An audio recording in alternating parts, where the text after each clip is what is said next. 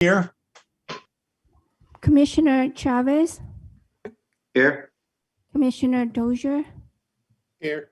Can I move the screen to the other side? Commissioner Fearing, Here. How do we do this? Commissioner Meyer, Not that screen, this. Oh, Chair Frank. she's not here. Okay, we have a quorum. Okay, we have a quorum. So, Commissioner There you go. Dozier, can you lead us in the Pledge of Allegiance, please? Yes. Would everyone please place your right hand over your heart and repeat after me?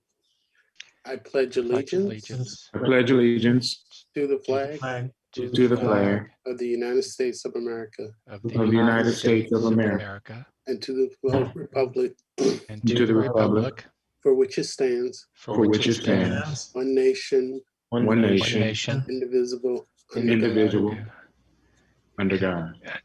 with liberty and justice for all. and With liberty and justice justice for all.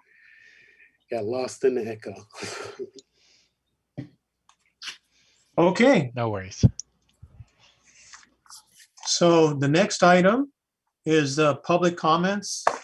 Are there any comment, Dee, is there anybody calling in or public comment? Yes, there's one, Pat Brown she signed up for public comment, but she's not here. Do we just go ahead and just call her somewhere sometime later? Or again, can you give her a call? Okay, hold on. Thank you.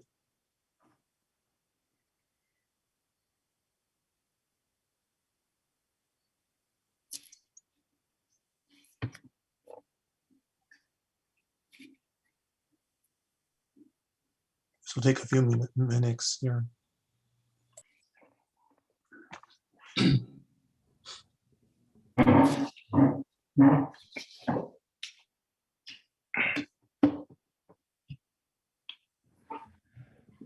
So Vice Chair Sanchez, I don't believe we have the ability to call in anymore. So at this point in time, staff's recommendation would be to move on to the next item on the agenda.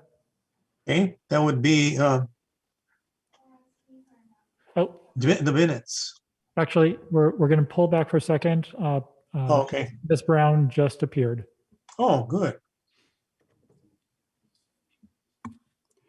Pat Brown.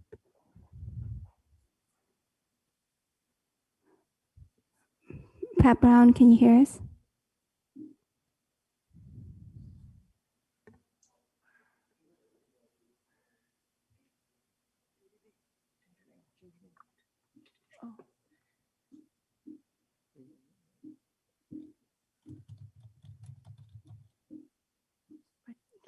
But she has it on mute. So go over it and then after me, and that's it. And then I believe it's star 6 or pound 6. Pat Brown, your phone is showing as being muted right now. If you could press star 6. Hello. Press star 6. Hello. Hello. Press star 6. Hello. Pat, we can hear you, but can you turn off your television or turn down the volume of your television, please? Hello. Pat, we can hear you. Yes. It's frustrating when I'm trying to get through and you're talking about going on beyond me.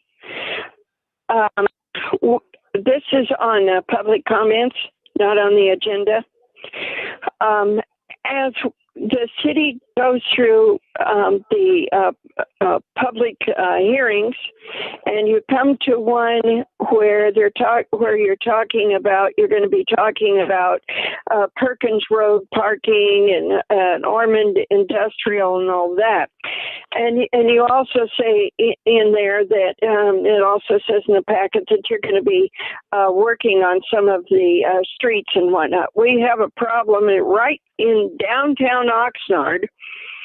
On Oxnard Boulevard at Driffle Boulevard, every time it rains very much, it floods along the side of the street. On Oxnard Boulevard at Driffle, it floods. The water all backs up in that intersection.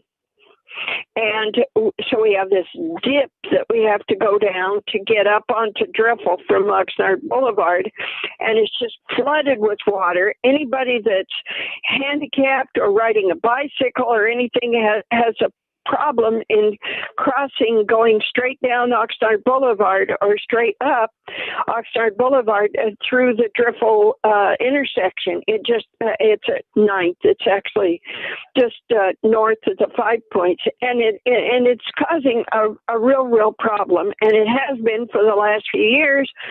And every time I try to talk to somebody in the streets department about fixing it, oh no, we want it to do that. We want all the water from the rains to puddle up and make a deep like a river right there. That's what they want. And the water wants to go south towards the 5 Points, but it doesn't allow it to do that. It all backs up. And I hope that in all the redevelopment and the fix-up and whatnot throughout the city, and especially on Oxnard Boulevard, that somebody comes to terms with this situation and decides to do something about it. Thank you. Thank you very much for your comments. Have a good evening. Thank you very much for your comments. Have a good evening. Thank you very much for your comments. Have a good evening. Thank you very much for your comments. Have a good evening. Okay. D, are there any other people wanting to do any public comments? No, there's no more. Okay, thank you very much. So the next item is item D, consent agenda, which is the approval of the minutes. Has everyone had the opportunity to review the minutes from the last meeting? That would have been January 21st, 2020. Well, actually, should be 2021, shouldn't it? 2021, yes. Yeah. It should be 2021. Okay, so there's a little typo there. So 2020 it says. So whoever can, Move to approve. do we have a second? Second. Okay. So shall we have a vote at this point? D, Commissioner Chavez, Yes. Commissioner Meyer, Yes. Commissioner Dozier, Yes. Commissioner Fearing, Yes. Vice Chair Sanchez. Yes. Motion passes. Okay. Thank you very much. So we go to now item E, which is ex parte declarations for public hearing items, since we're going to go into several hearings here this evening. So starting with myself, I have not had any ex parte declaration to reveal today because I didn't have any. How about everybody else, one by one? No ex parte communications. Thank you. Commissioner Dozier, no ex parte communications. Thank you. Commissioner Meyer, none. Thank you. Commissioner Chavez, none. Thank you. And that's everybody, correct? There's four. of us. Vice Chair. Yeah, no for me. A point of privilege. from Commissioner Chavez, if I may. Go ahead. Since we have multiple items and to cut down on any confusion, if we can use the raise hand feature through the Zoom from our commissioners, so that if someone has a comment or a question, they can just use that feature as opposed to us playing chicken to trying to figure out which one wants to speak next. I think it will make it go a little bit easier. That's a very good point. Thank you for suggesting that. Is everybody okay with that? That's actually the most best way to do it. Hearing no objection, we'll go ahead and do that. Thank you, Vice Chair. Okay. So now we're going to go to item F, continued public hearing. So the first one has to do, the project name being Beachfront Residential Subzone, datum change. Ms. Colwitz, is there anything to elaborate on that? Vice Chair Sanchez, I'll go ahead and read the entire name into the record. Okay. So the project name is the Beachfront Residential Subzone Datum Change, specifically for the RBF zone. The planning and zoning permit number is 21-580-01. It's a zoning text amendment. And specifically, it's a request for a coastal zone text amendment to the Oxnard City Code, Chapter 17, Section 17.25, and other subzones, to replace the National Geodetic vertical datum of 1929, known as NGVD 29, with the North American vertical datum of 1988, known as NAVD 88, as the base measurement point from which all elevations for height are determined in the RBF subzone in order to be consistent with the Federal Emergency Management Agency, FEMA, flood insurance rate map, FIRM regulations. This item was filed by the City of Oxnard Community Development Department, and tonight the project planner is Isidro Figueroa. He's our principal planner in our department. As a quick reminder to all commissioners and members of the public, due to Measure M, staff will not provide a presentation. It's been posted online when the agenda was posted, but we are available for questions. And with that, I will turn it back over to Vice Chair Sanchez.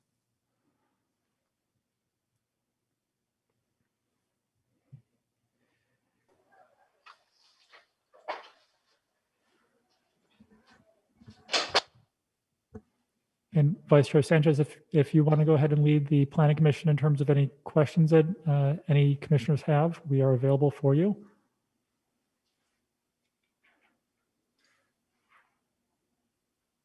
And Vice Chair Sanchez, if you're trying to talk to us right now, your microphone is showing muted on the screen. Thank you. So is there a presentation from Mr. Figueroa? Due to Measure M, there is no presentation. However, we are available for okay. questions. Okay, that's right. That's right. Okay, thank you. So we go, any comments concerning this project, the datum change?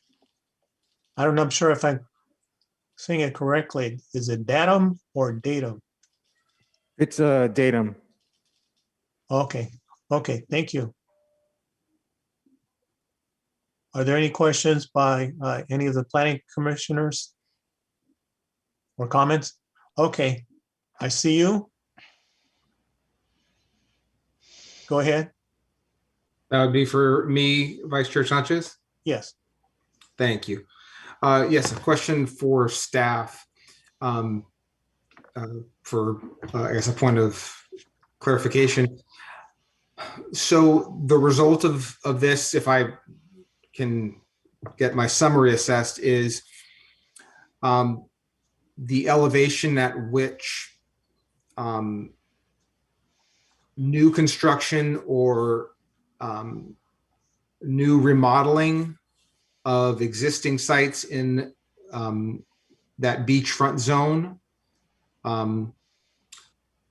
will be at a 2.4 foot higher location because of the change in the elevation point that we are now basing elevations on.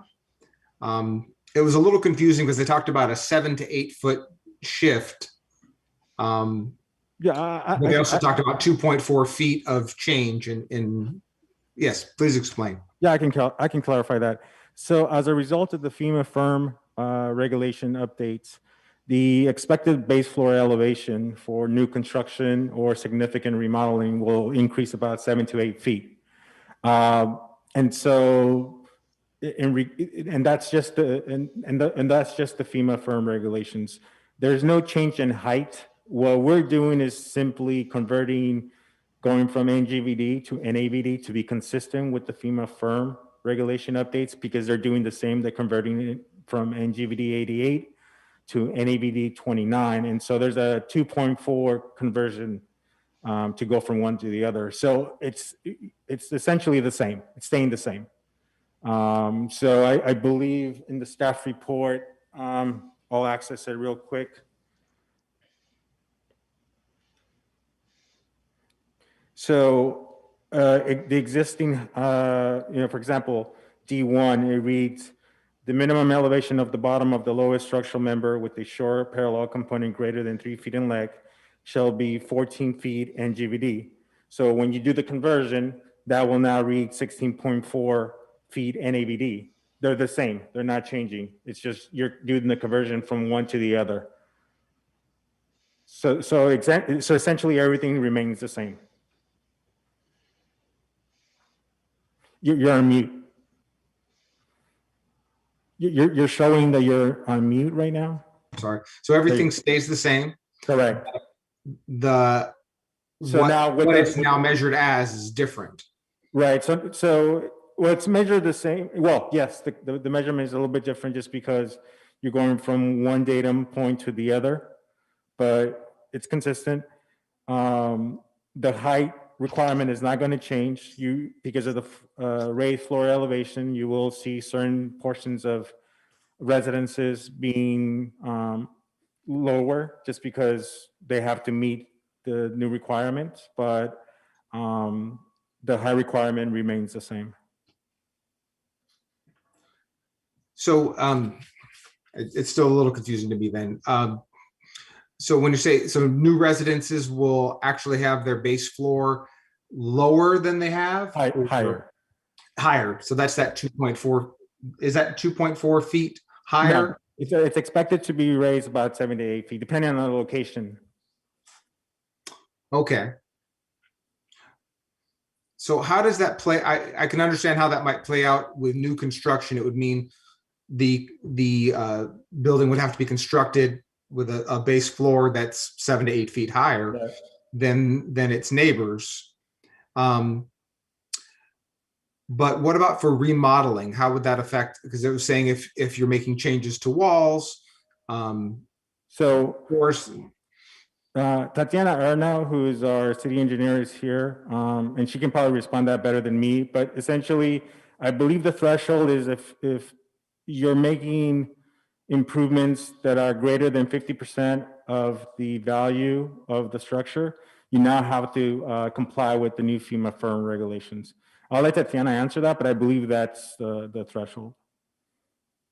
Yes, that's correct. So what we call that is substantial improvements or substantial changes to any of your structures. So if you're remodeling more than 50% of your building, then you have to comply with the new FEMA firm regulations, and you don't consider that a simple remodel.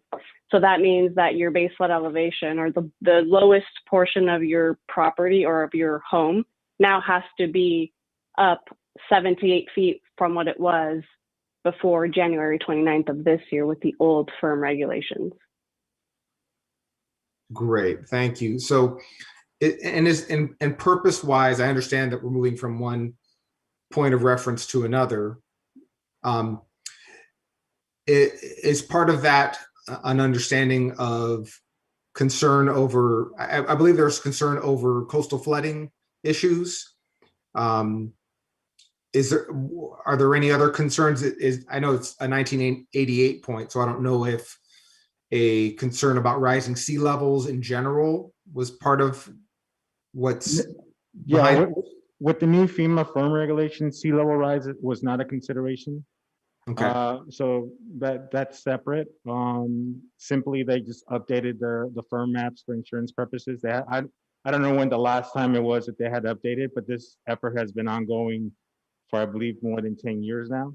And so finally it was adopted. The city got notice, I believe in July or June of last year, that it would take effect on January 29th of this year. I see. So unless a property is making a remodel that is up to 50% of the value of the property, Of the structure. of the amount of the structure, 50% of the structure is being remodeled, then otherwise they'd be grandfathered in the existing structures. Correct. If for example, if you received a building permit prior to January 29th of this year, and you have significant construction within 6 months, you're grandfathered in as well. I see. Anything after January 29th of this year would have to comply with the new FEMA firm regulations. Great. Those are my questions. Thank you. Thank you, Commissioner Murray, for your input. Are there any other planning commissioners that would like to ask any questions or any input? I believe Commissioner- Commissioner Furin, I believe, has a question. Okay. Yes. Yes, Commissioner Fury. Yes. So kind of back to that point that I think Commissioner Meyer was making, I'm on section D1 as well. It says that this is going to be 1 foot above the calculated maximum wave run-up or wave crest elevation. How is that calculated? That is a fantastic question. So there's a series of modeling that FEMA does, and it takes into account essentially, it's literally called wave run-up. So they look at in an event where the worst case scenario of wave run-up up against those buildings, that's how they set their base flood elevation. Now, how they calculate that, well, that's a really complex question. They use computer models for that have all kinds of equations in those that then calculate this wave run-up elevation, I guess you could call it. And what they're saying is that the base flood elevation has to be 1 foot above what that model spits out for them. Right. So I know that that's not necessarily answering your question because it's more complex than that. There is some literature on this that I could share with you, Commissioner Fearing. So, should you need that, I can definitely provide that to you if you want to dig into that complexity. No. I was just curious because basically that maximum is where 0 starts, right? And that's where you start measuring that height of 16.4 feet, right? No, so the height is actually, so that goes back to the datum that we're speaking of here, right? So the datum is basically, we're saying there's this point on the earth that we're all going to agree on that is in a specific place and at a specific elevation. And then everything from there in survey world, right, is relative to that one point. Yes. So when we're talking about the base flood elevation, it's relative to that point and has nothing to do with the wave run up. And so basically the insurance, this allows the folks that live at the beach to get insurance, right? And be covered for. Yes, as long as, it allows them to construct, but what Yes. actually gets them the insurance is the fact that we're in the community rating system with FEMA, and that's what's getting them the ability to have the insurance as well. Right. If they're in compliance with this and FEMA's rule, the insurance company understands it, they're now able to get insurance.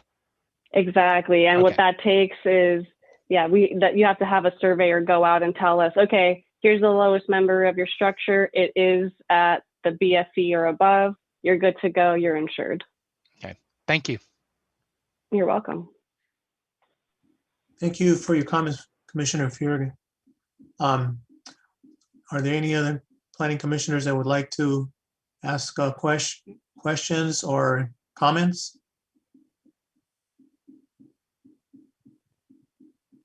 I'll move the recommended action. I'll second that. So next thing is to call for a vote. Commissioner Chavez, Aye. Vice Chair Sanchez, Yes, Commissioner Bering, Yes. Commissioner Dozier, Yes. Commissioner Meyer, Yes. motion passes. very good. So the next item is under G, public hearing.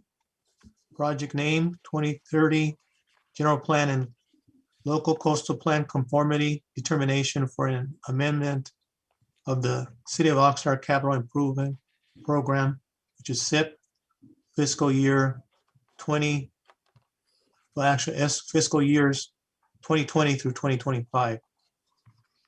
Any questions on that, commissioners, or thoughts?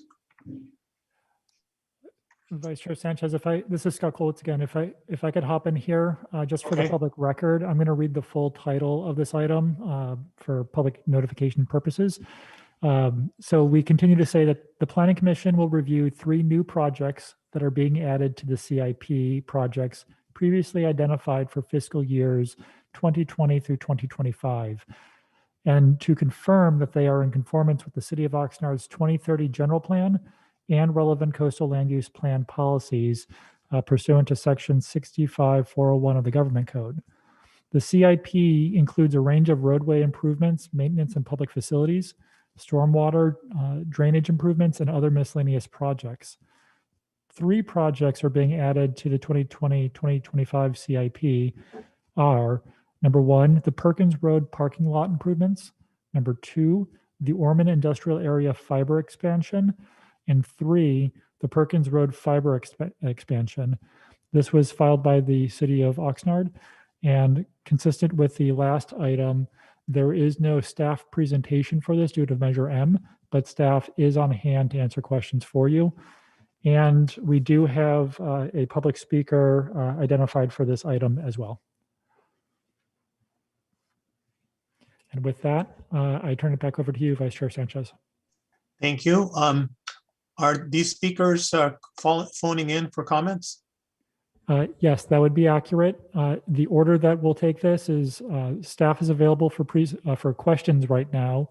Because staff is the applicant, we will not be giving an applicant presentation. So after Planning Commission questions are finalized to staff, we will open it up for public comment, and then it's back to the commission for deliberations. Okay, thank you. So,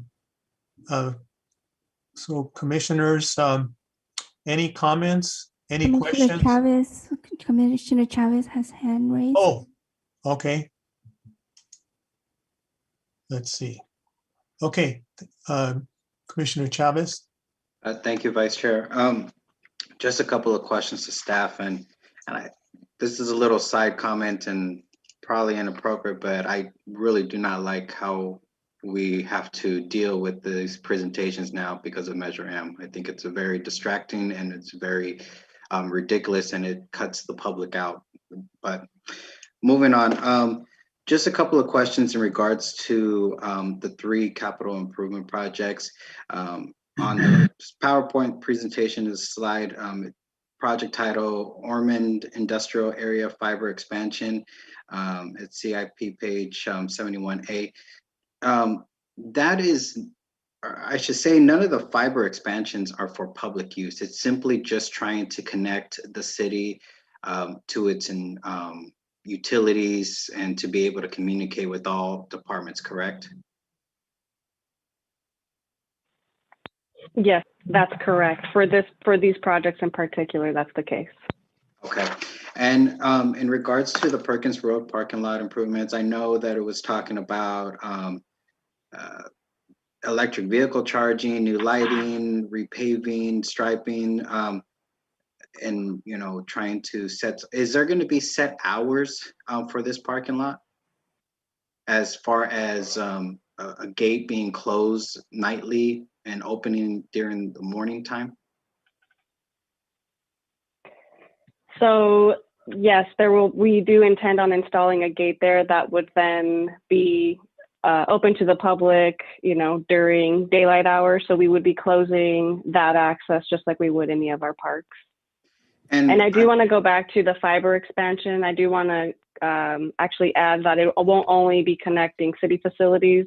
We will also be potentially connecting to some businesses in that industrial area.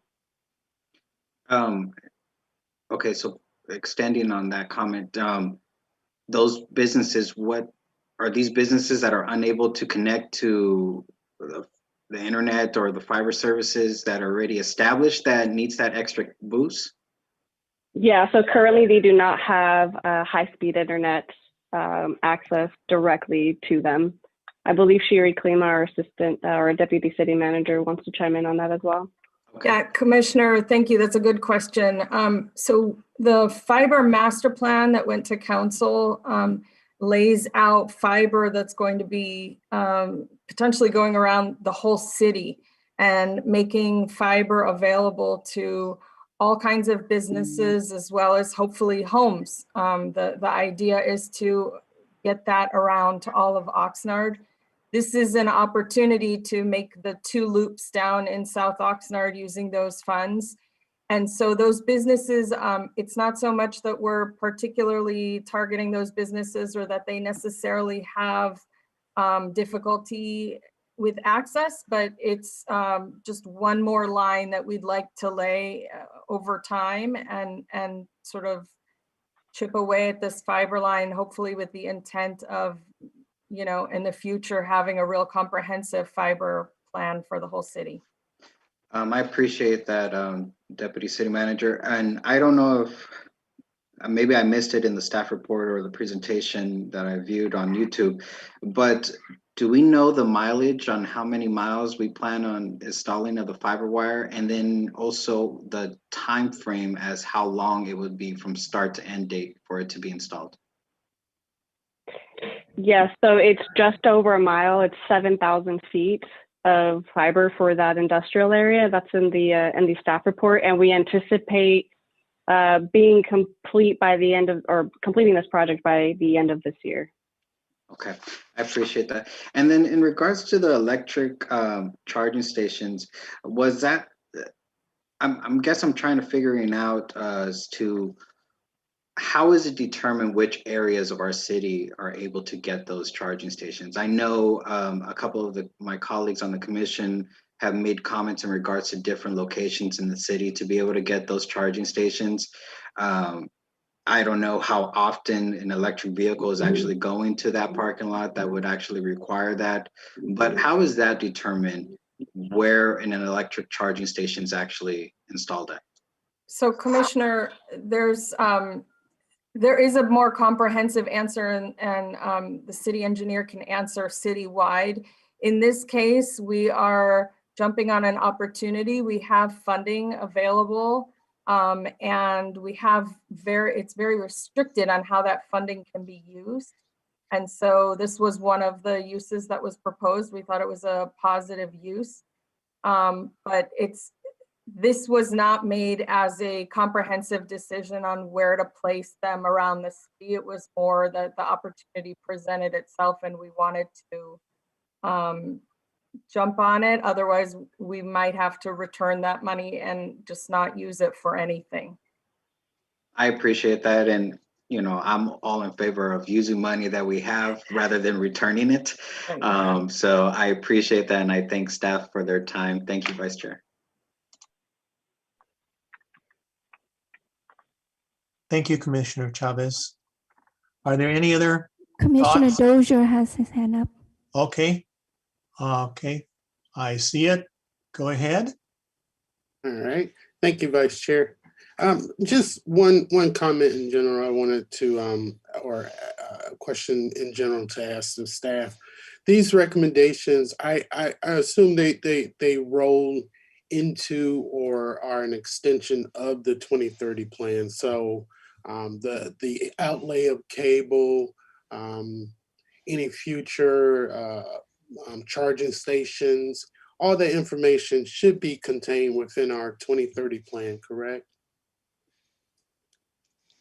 Within the general plan, Commissioner? Yeah, yes. Mhm. I'm going to defer to Mr. Kolwitz on that, on what's in the general plan, but I think that the fiber master plan is its own plan, that I can tell you. And then the general plan has the more general outlay of issues that for congruency. But I can turn you over to Mr. Kolwitz for more details on the general plan. Okay. The reason why I asked that about the fiber in particular, I believe within our 2030 plan, there is a portion of it that addresses providing some public internet services free of charge to the public. And I was just thinking that part of this fiber probably rolls into that portion of the plan. Commissioner Dozier, this is Scott Kolwitz chiming in here. So the general plan, it includes a number of different policies at a broad level looking across the city about providing access to various utilities. And fiber is identified as another utility for the citizens of Oxnard. So in that scope, that's what the general plan is really looking at. The fiber master plan that has been adopted subsequently is looking specifically at how the rollout is to occur. Okay. So in that is part of the nuance that we're looking at. And then this particular project in the CIP is how we're going to be implementing a portion of the overall fiber system. So hopefully that answers the question that you're looking for. Yes, that's fine. All right, that answers my question. Thank you, Vice Chair. Thank you. Any other comments from commissioners? Commissioner Chavez and Commissioner Jeremy Meyer has hands up. There it is. Okay, thank you. Go ahead. I'll allow Commissioner Meyer to go first. Okay. Thank you, Commissioner Chavez. So I'm curious in terms of how this work at Ormond on the parking lot and electric cars. Does the funding, does the project relate in terms of timing with the Ormond Beach wetlands restoration? No, these are independent of each other. Okay, so they're not related to the timing at which that project is working, because I understand that's that's a related activity that the city I know is involved with. Okay. Commissioner Meyer, that is correct. They're separate but related in terms of proximity and name, but the parking lot is its own individual project. The Ormond Beach Restoration Area Program, or OBRAP is what we call it locally, that is on its own path as we're going through the restoration efforts. I see. And the parking lot is not related to that effort? Is it entirely separate, or does it somehow mesh in with those plans? It's entirely separate. This parking lot already exists today. So the item that's being added to the CIP is essentially a maintenance project, if you will, for an existing facility. Clearly, there will be a long-term relationship as individuals visit the beach as the OBRAP plan is actually implemented. But as it stands with what's being requested of the Planning Commission to find consistency with that particular project and the LCP, they're separate animals, is the way to put it. Thank you very much. Any other input? Commissioner Ryan? No, I yield to Commissioner Chavez. Okay, thank you. Commissioner Chavez, please. Thank you, Vice Chair. Thank you, Commissioner Meyer. Just a couple of, just for the public's clarification, if staff can briefly touch on as to where this funding is coming from and how specific it needs to be used in the manner. And then two, in regards to the improvements to the parking lot, this has nothing to do with the ports project in the area, correct? Correct. Commissioner, I can answer the first question. The second question is you're correct. It doesn't have to do with the ports project. As to the first question, we have bond funds that relate to a certain geographic area, the Ormond Beach area, and it needs to, all the projects rather need to be done in that geographic area. We can pull up a map if you'd like and show you sort of where that is, but it's in the Ormond Beach area, so it has to be used there. We need the funds to be used rather quickly because they've been pending for a long time, and so we ought to use them up quickly. They're not supposed to be for a long-term project at this point.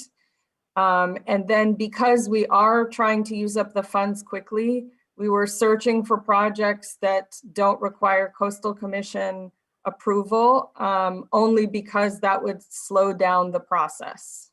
So that really restricted us in a lot of our options.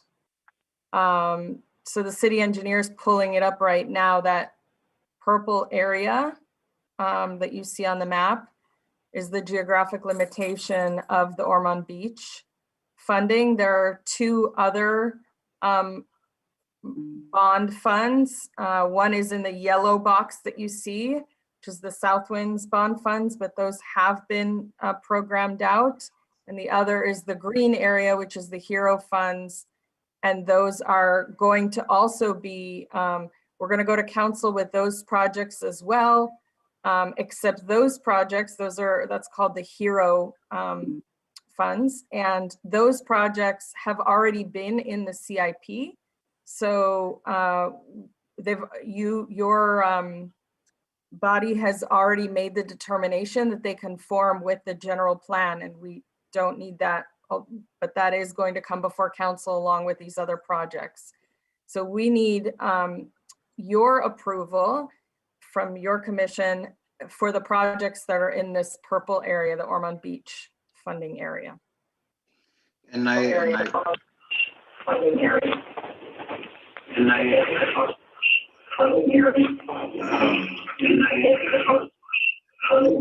Brown. Yes. Can I speak? Okay, thank you, staff. Okay, thank you, Deputy City Manager. I appreciate that, and I appreciate that explanation because many times people would look at this video and this meeting and not understand exactly why we're restricting funds and why we need to use them. And again, I'm a big supporter of using the funds rather than returning them. So I do appreciate that. Thank you. Thank you, Vice Chair. Vice Chair Sanchez, if I could hop in here really quick before we ask Commissioner Furing to speak. Yes, please do. Yes. I just want to address Pat Brown. We're not at the point of public speakers yet, but we do know that you're on standby. So when that time comes, we will announce as such. With that, Vice Chair Sanchez, I turn it back over to you to call on your next commissioner. Thank you. Okay, and I'm looking for, okay. We have one right here. Go ahead. All right, thanks. Thank you for doing these projects. We definitely need to improve the fiber deployment across Oxnard.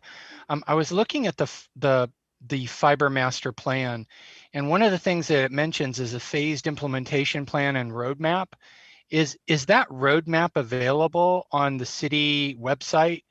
And does that roadmap show, you showed some areas in green. I'm assuming those areas in green are areas in Oxnard that still need to have fiber deployed to them. So how are those projects going to be phased, and how do you determine the prioritization? Commissioner, so we are working on the next steps, which is this prioritization process. That will be a public process. It will include public involvement. And part of the stage that we're in right now is working with a private entity to see if we can form a collaboration. And if we can, then they will also be involved in the prioritization project. The areas in green that you saw on the map actually don't have anything to do with the fiber. That wasn't the fiber master plan. That was the different bond areas. So that was just one of the HERO funds that the city engineer pulled up. HERO funds are just a different geographic area of funds. We wanted to kind of give you the broader picture of where the funding sources are coming from. These particular two fiber lines, not having that prioritization process yet, we are, again, just jumping on an opportunity to have these funds and be able to utilize them for something that we think the businesses in the area and perhaps the residents that are a little further north could benefit from it, but it's not so much a bigger picture. It's not so much that we are, prioritizing this project because we've made any kind of decisions. It's just the opportunity has presented itself with funding and we didn't want to pass it up. Right. It's like if you build it, they will come. And we need the industry to be able to say, this is an area I want to do business in because I can actually do business in that area because there's high-speed internet available. That's right. Yep. Great. Thank you. Thank you for your input, Commissioner Fuhring. Any other comments from or questions from planning commissioners?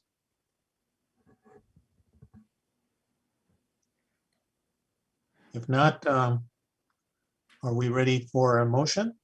Vice Chair Sanchez, we're not ready for a motion yet because we do have a public speaker for this item. So, thank you. So we'll go ahead and we'll contact Pat Brown at this point. Very good. And Pat, if you can turn off your TV or turn the volume down before you speak, that would be wonderful. Okay. Is it my turn? On the previous project on the Perkins Road floods when we have very much rain. I haven't been down there this winter when we had the rainstorms a few weeks ago, but in the past for years we have had Perkins Road flood when we had very much rain, and that may be another problem that isn't included in the project, but it needs to be considered of raising the level of Perkins Road or putting in some kind of drainage of some sort so that it doesn't flood so bad. Okay, and from the rain itself, not necessarily from the ocean water coming in, from the rain coming down. On item 2 that you're on Cypress Place at Garden City, I am wondering why there aren't the same amount of parking spaces in here. It shows 252 parking spaces are being provided. Okay, and yet there it says a total of 212 parking spaces are required, while 252 are being provided. I'm assuming that some of those units, affordable housing units, are going to have 2 parking spaces, and some of them, like 48 or so of them, are only going to have 1 parking space. That would mean that the units with 2 bedrooms would have the 2 parking spaces, and the ones with 1 bedrooms would have the 1 parking space. I'm making that assumption, but I don't see anything on the report here that came out as to why that is, why the quantity is different. That's okay. It's okay to have 1 parking space for a 1 bedroom, but 2 parking spaces are really needed for anything with 2 bedrooms, because you'll have more than 1 person who will be driving in general. Ms. Brown? So I just wanted to bring that up. Thank you very much. I'll wait for item 3 because I've got some comments there as well when you get done. Thank you. Comments there as well when you get done. Thank you, Pat. Vice Chair Sanchez, when we do get to item G2, we will contact Pat Brown at that point in time for her comments. She was somewhat premature with those comments as she was mixing items G1 and G2. Yeah. Yeah. Okay. I saw a hand up, but I don't see it anymore. Chair Sanchez, that was me. I was just trying to point out that Ms. Brown was commenting on a different agenda item.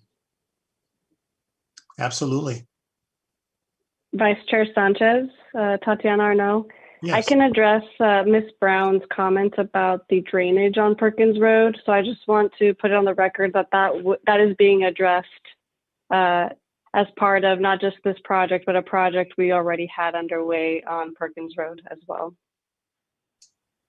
Thank you. Thank you for your comments. Are there any other comments from planning commissioners or any questions? Chair, I'd like to make a motion that the Planning Commission adopt the resolution finding that the proposed amendment for the capital improvement program project through FY 2020 through FY 25 are in concurrence with the City of Oxnard 2030 general plan and relevant to the coastal land use plan policies pursuant to the subject. Okay, now I'll second the motion. Commissioner Dozier, Yes.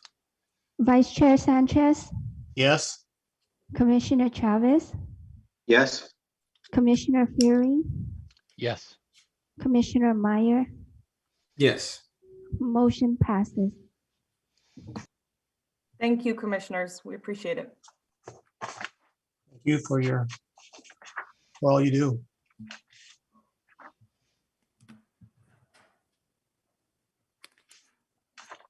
Okay, so we now go to the next project.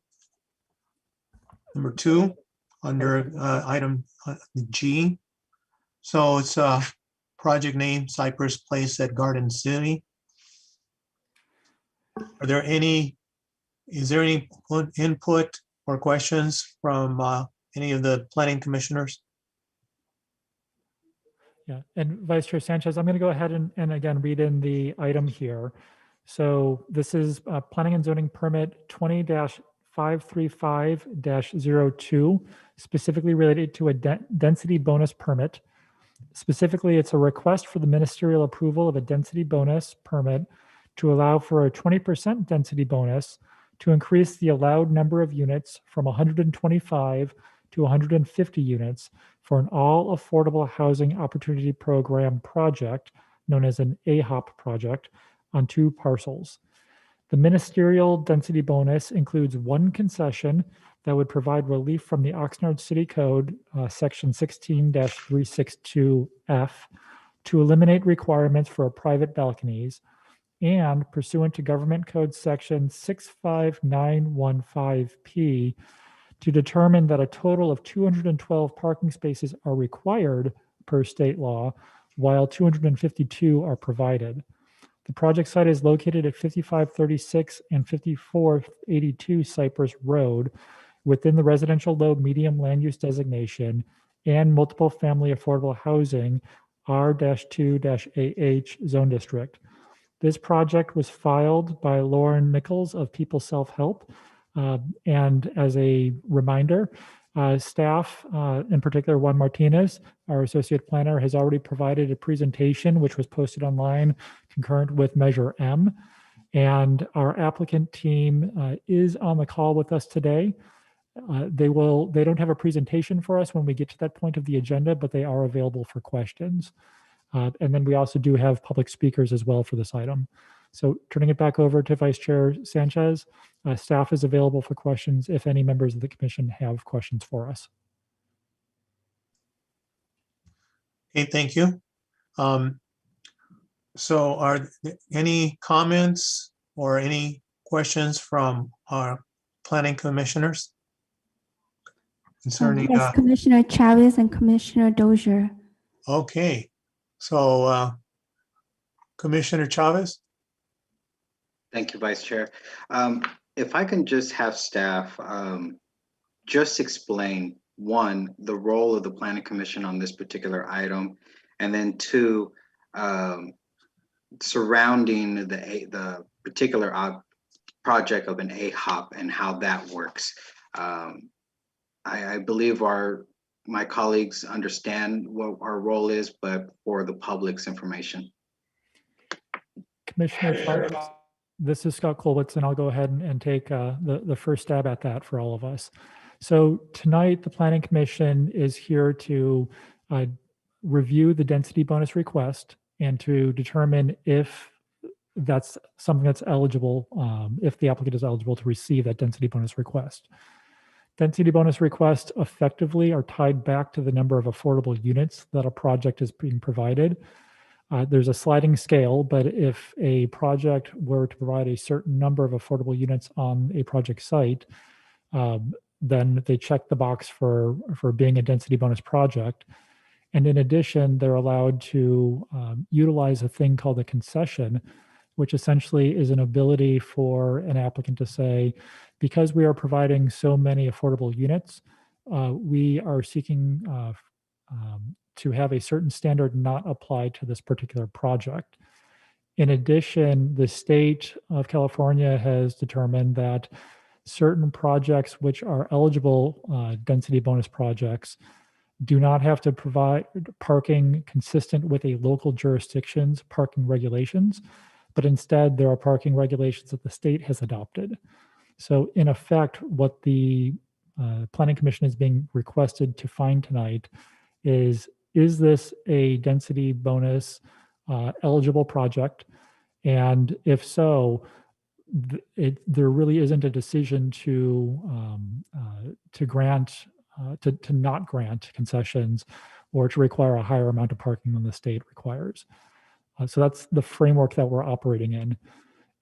So to answer some of those questions and to talk about how we are being asked to process this, as a 100% affordable project, this project is clearly a density bonus eligible project. The project is eligible to receive up to a total of 4 concessions. This project is only asking for 1. So specifically, they're requesting not to require private balconies for each of the individual units. And the city, once that is requested, we do not have an ability to tell them that is not available to them. They ask for it and they get it, is the short version of that story. In addition to that, being a density bonus eligible project, they do not have to abide by our local standards in terms of the number of parking spaces that are required, but by the state's requirements. Per the state's requirements, as we do the math, they are required to have a minimum of 212 parking spaces. The applicant has provided 40 additional spaces above and beyond the minimum requirements. So 212 are required, but 252 are provided on site. We can provide more information about that, the density bonus process if there are additional questions, but I think that generally walks us through it. And Commissioner Chavez, you did ask a follow-up question about the all affordable housing opportunity program sites. I didn't hear the whole question, so if you could repeat that portion. So, Mr. Kolowitz, I appreciate that explanation, and it was more for the public to understand our role as the commission tonight on this particular project, that we're only solely looking at the density bonus. We're not making any decisions on the project itself, because I believe that was already done administratively. So it was just for the public's information, and I appreciate that explanation. Thank you, Vice Chair. Okay, thank you. Thank you. Commissioner Chavez. Are there any other planning commissioners that have any thoughts? Commissioner Dozier. Oh, that's right. thank you. I saw the hand and I didn't see it anymore. No problem. Thank you. All right. Thank you, Chair. Just a question in general for staff. Most of the question was actually answered in the response to Commissioner Chavez' question. But as I was going through this package, it appeared to me, and then I would like to know if this is correct, that the draft drawings within the package appear to already have been drawn with the one of the requests in the density bonus that the balconies be removed. So I think the draft pictures in the package are already showing the no balconies. That if that's correct, then that just kind of made me wonder, how is the decision tree process for requesting the density bonus carried out? And that could be the applicant or staff could answer that, because it appears since this project is already density bonus authorized, why not just write it as such so we don't have this amendment? I guess that's what I'm trying to get at. Commissioner Dozier, this is Scott Kolwitz. I can go ahead and answer those questions for you.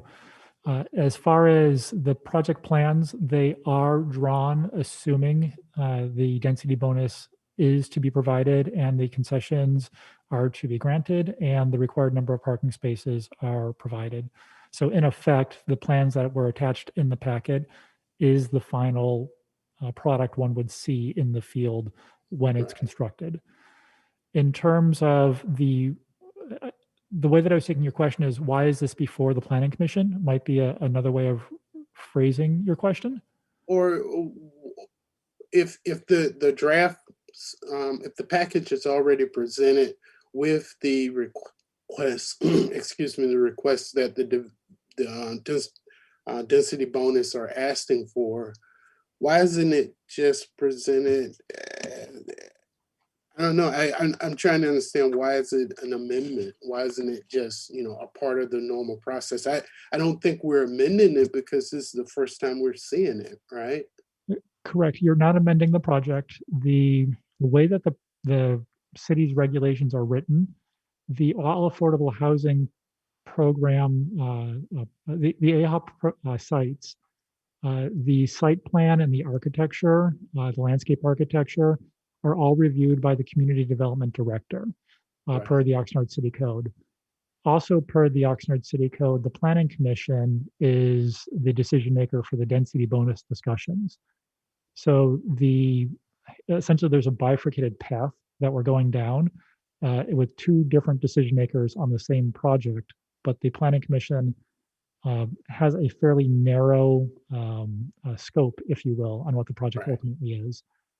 The intent of AHOP programs is to facilitate affordable housing, and the project plans that we look to be presented to the community at large, as well as to the decision makers, is the final form that they would take. Otherwise, we're just adding additional soft costs to developing plans, if you will, which in a way may contribute to defeating affordable housing actually being implemented in the community.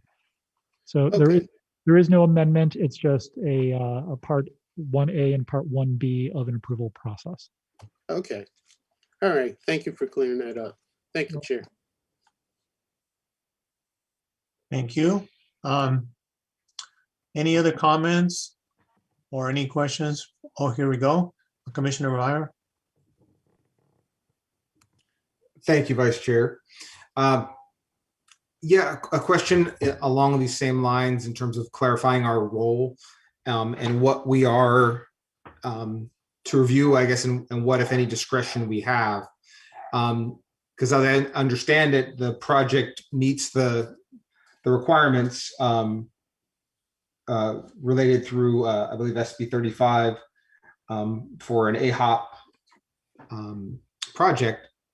So it's brought through because it's required as part of the process, but our discretion in relation to it is the part that I'm not clear on. And Commissioner Meyer, this is Scott Kolwitz. Let me jump into that one again, or not again, but let me help explain that. So essentially the Planning Commission, the one question that's really being asked is this an eligible density bonus project? And the answer that staff would provide is, as a 100% affordable project, the answer is yes. Once that determination is made, there really isn't another decision to be made, because once an applicant requests for a density bonus concession to be granted, we simply have to do so. Potentially the only request or decision making a commission could have is if they determine that no, this project is not eligible as a density bonus project, then they would send us down a different path.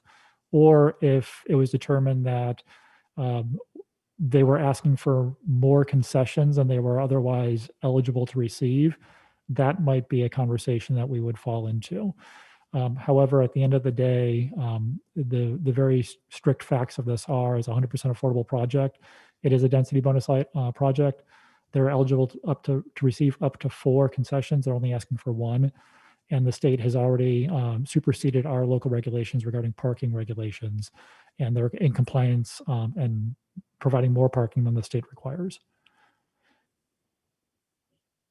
Thank you, Mr. Kolwitz. You're welcome. No further questions at this time. Okay, thank you. Any other comments? Any questions? Commissioner Fearing. Yes, thank you. Okay, thank you. Yeah, thank you. If this project gets approved, are there going to be infrastructure upgrades before this gets built? For example, will there be fiber put in for those folks who are going to live there, so they'll have broadband internet? Commissioner Fearing, this is Scott Kolwitz. I can jump into that one as well. As part of the director's approval, we included that resolution within your packet for full transparency. There are requirements that utilities are implemented to satisfy this project. The fiber question in particular, the nearest fiber connection is quite a distance away from this actual site. And as part of the implementation of the overall fiber master plan for the city, there is a plan to eventually bring fiber down to this location. So that's the big picture. In terms of implementation of this individual project, as we're doing frontage improvements and other utility improvements, fiber will be added along this project and essentially in a ready state, if you will, for when the city does connect to this location. So it's a kind of a 2-part answer specifically for fiber. So it's basically, it'll be broadband ready when the city gets it there, right? Correct. That's a good way of looking at it. Yeah. Okay. Thanks.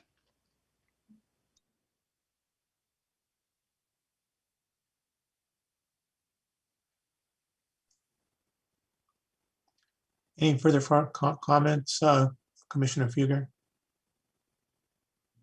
Any other comments at this point?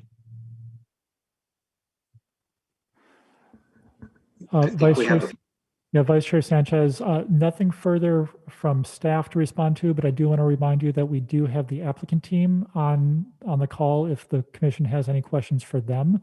And we do have at least one public speaker for this item. Does any planning commissioner want to avail themselves since we have the team here at this point? There might be any questions, any concerns? I think we can move to public comment, Vice Chair. Okay. D, is our caller still on the line? Well, the caller caller is not online. They signed up to speak, but they are not here. Okay. So at this point, we just move forward. Oh, sorry. There's also Pat Brown. And yeah. Okay. That's why I thought it was. Okay. So is she still online? Vice Chair Sanchez, we're going to connect with Pat in just 1 second. We are going to ask. Hello? We're going to connect with Pat just 1 second. We are going to ask.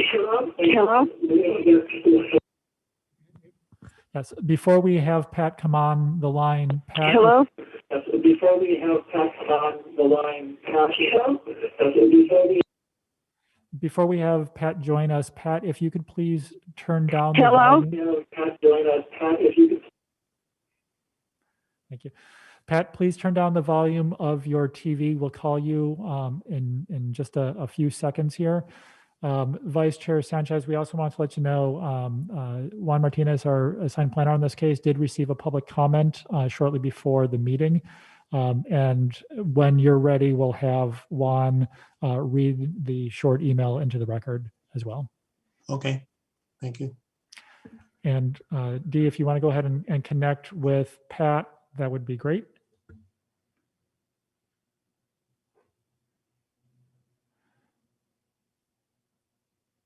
And Pat, anytime you unmute, you should be able to speak to all of us. Can you hear me? You unmute, you should be able to speak.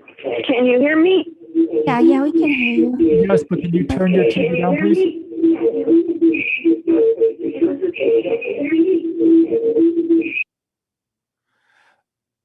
Pat, please turn your TV down, and then you'll be ready to speak to us.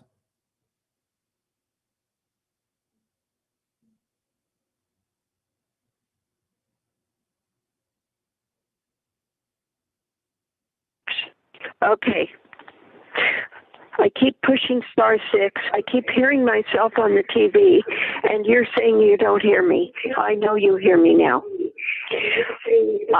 I only have one comment to make, and that is that when you have a hotel, you really need at least one parking space for each hotel room. And it looks like that is exactly what you have, is one space per. And Excuse if us, they Pat, need you're on extra the parking wrong overnight, item. they can use part of the shopping center parking lot next door overnight after the grocery store closes. There's Staff, can you plenty of intervene? parking She's on the wrong for item. this hotel. Thank you. Pat, we just muted you. You're on the wrong item. So we're going to ask that you start your comments over, but this is to be focused on the Cypress Gardens apartment project, the 150 unit project. So with that, again, *6 to come back on, and then we'll have you continue talking. Oh, it looks like Pat hung up. So We have one more speaker. Jackson Piper is waiting to speak. okay.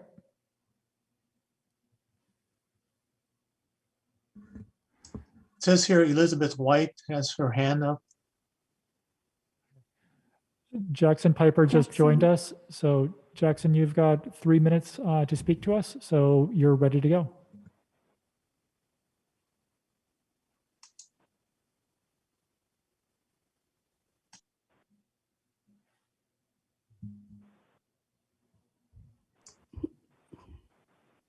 Jackson, can you hear us?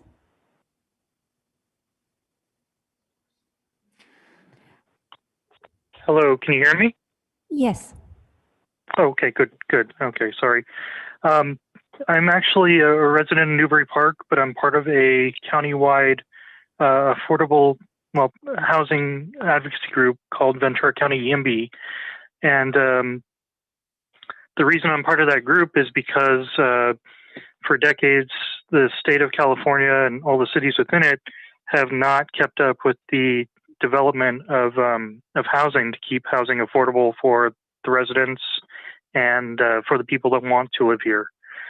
So I'm sure you're all aware there's a very desperate need for housing of pretty much every type, and especially housing that's affordable to people currently within the city of Oxnard and within just the region.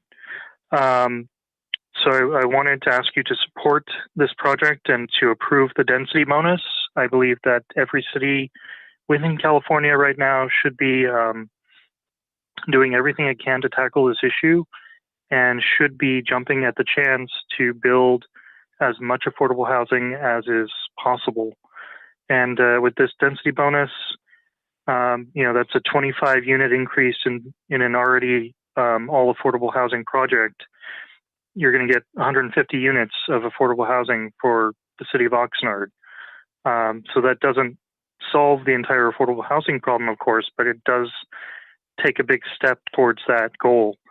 So that's pretty much all I have to say. I think this project is worth supporting, and I think it will benefit the city of Oxnard and the people throughout Southern California. Thank you. What I see here is somebody with a handout. Elizabeth White.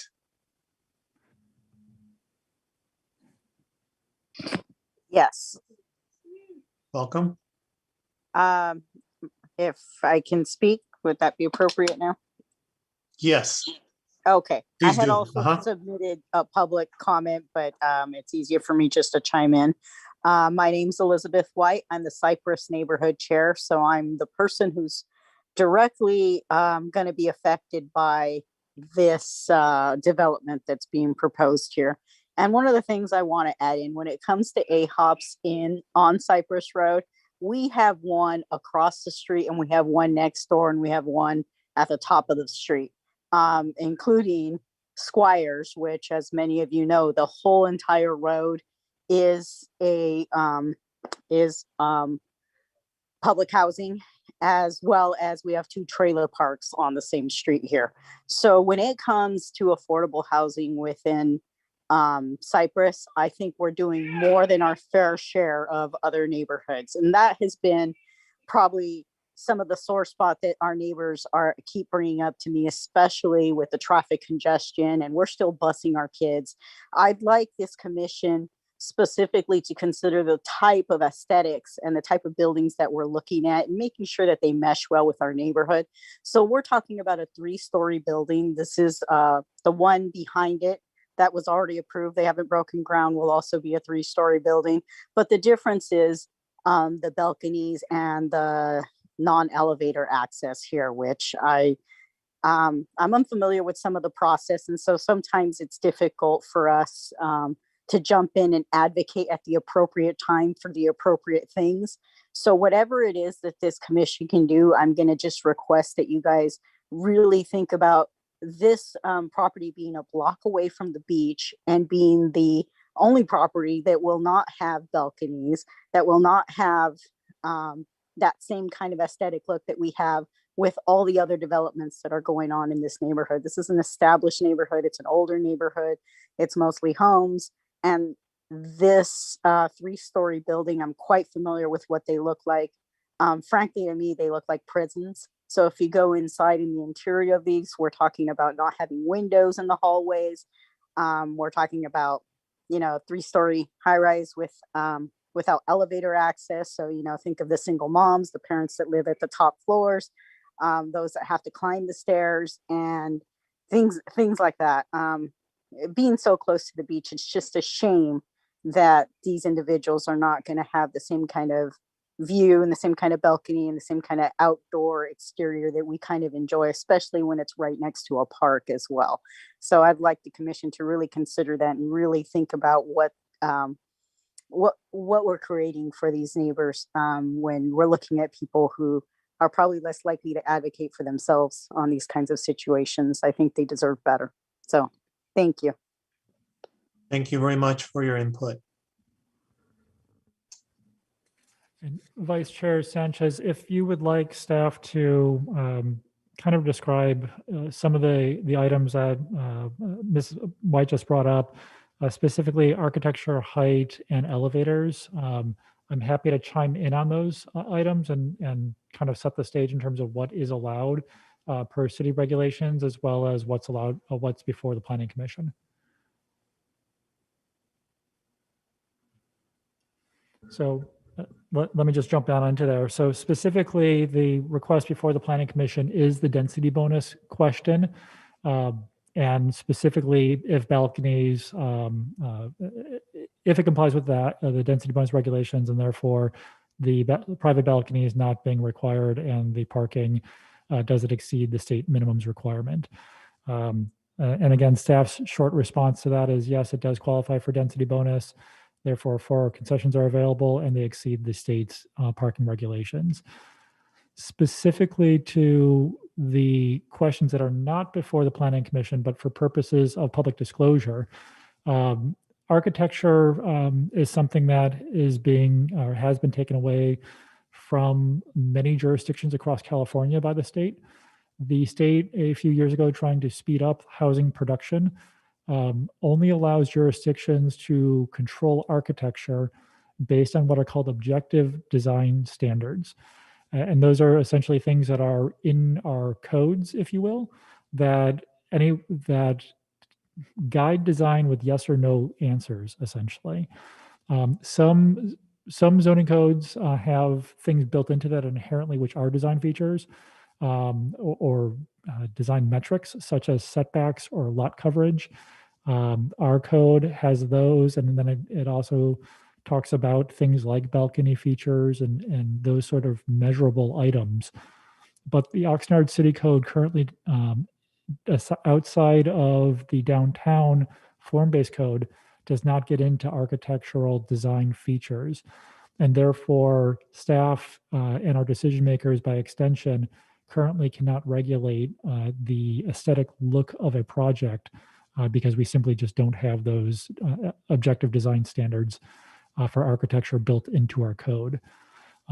We do work with applicant teams to try to modify projects and to provide the best aesthetic look, but it's a soft relationship, if you will, with our applicant teams opposed to a hard regulatory requirement. In terms of height, there was a comment about this being a 3-story building, which might be different than other buildings out in and around the area. That's currently allowed per the zone district that they're at. The applicant team is not asking for a concession relative to height. It simply complies with our code that we have today. And there was a question about elevators and, essentially, are those required for this type of development or not? The short answer is no. Our building code and our fire code would require elevators at a 4-story building for residential purposes. This is not a 4-story building, so therefore it does not require an elevator. During our director's hearing, the applicant team made a request that we remove a condition that generically discussed or mentioned elevators as they might be required per the building code. And because it did not apply, that condition had been removed simply to avoid future confusion, if you will. Staff is happy to answer any additional questions or follow-up questions about those, but I just wanted to share that really for the purposes of conveying what's before the Planning Commission and clarifying our regulations and how they work. Okay. Commissioner Chavez? Thank you, Vice Chair. I just wanted to make a few comments before any action is taken. In simple terms, and I asked staff to correct me if I'm wrong, these are all state laws surrounding AHOP projects. And the way that I understand it, that when dealing with AHOPs, they're more of an administrative approval. And the Planning Commission's role is simply to determine yes or no, do they meet the density bonus requirement? And that's what's before us today. And they're allowed 4 concessions. They're only using 1 of those 4 concessions. So again, that's as simple as I can really think about it, is that it's a yes or no, and we're only focusing on one thing, and everything else was already determined. And if I'm wrong, staff, please correct me, but that's the way that I understand it. The control is out of our hands. It's all state regulated, and we're very limited on when it deals with the AHOP project. So I just wanted to make those comments. Thank you, Vice Chair. And Commissioner Chavez and members of the Planning Commission, this is Scott Kolwitz again. The short response would be yes. Commissioner Chavez's summary is correct. The one nuance that I would make is there was a focus in his questions towards AHUP projects. And certainly AHUP projects are eligible to have density bonus requests, but density bonus requests can be applied to other non-AHUP sites. So essentially it's the nuance that I would make is replacing the word AHUP or the phrase AHUP with density bonus. And if we need additional clarification on that, I'm happy to have that conversation. Appreciate that, Mr. Kolowitz. You're welcome. And Vice Chair Sanchez, the only other update that I wanted to give you is I mentioned that we received a public comment shortly before this meeting that Juan was ready to read into the record. It was from Elizabeth White, and she commented, made those same comments in her verbal comments. So I don't think we need to read the email into the record, given that she verbally went over them. Thank you. Any further input from any planning commissioner? Any questions or last final thoughts?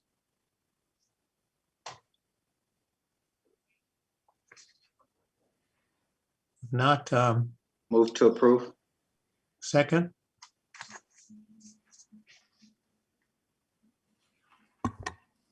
Commissioner Chavez, Yes. Vice Chair Sanchez, Yes. Commissioner Dozier, Yes. Commissioner Fearing, Yes. Commissioner Meyer. Yes. We have a quorum. Motion passes.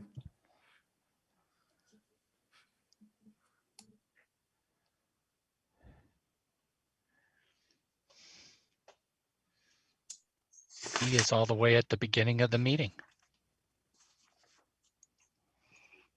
Okay, so having voted on this, we go to number 3, which is the project name being the True Hilton Special Use Permit.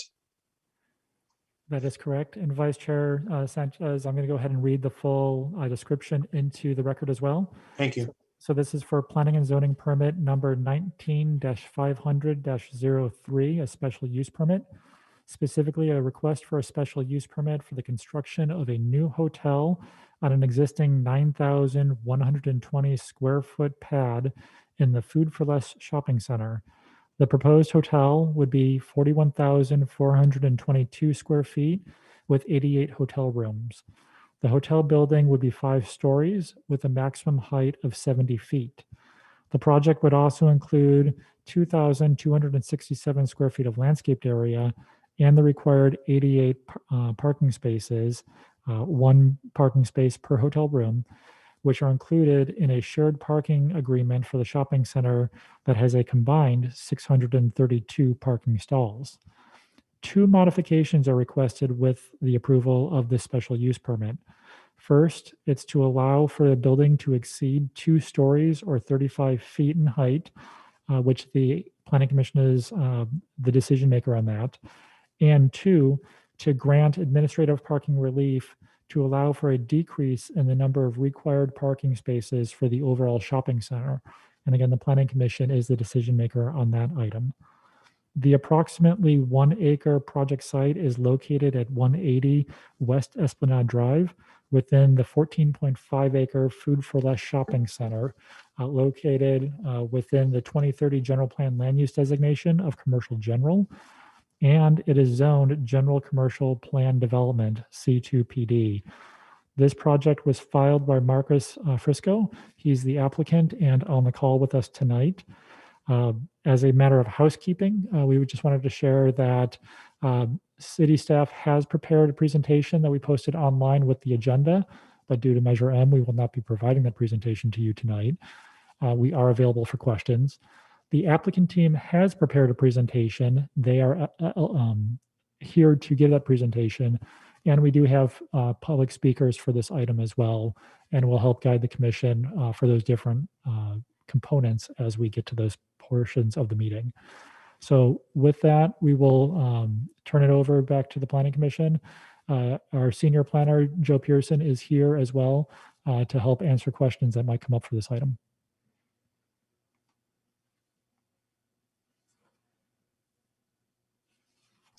Are there any questions or any input from Plan Commissioner? I see Commissioner Dozier. Go ahead. Yes, thank you, Chair. Thank you, staff. Question for staff.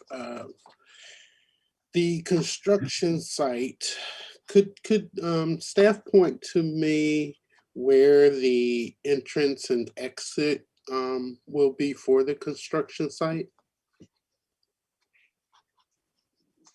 Dee, if we can have you share the presentation, and we have Joe Pearson to help walk us through the presentation.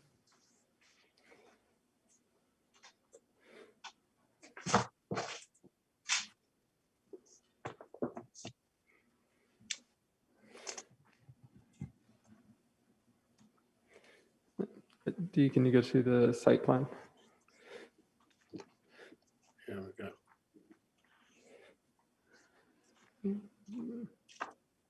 Yeah, there.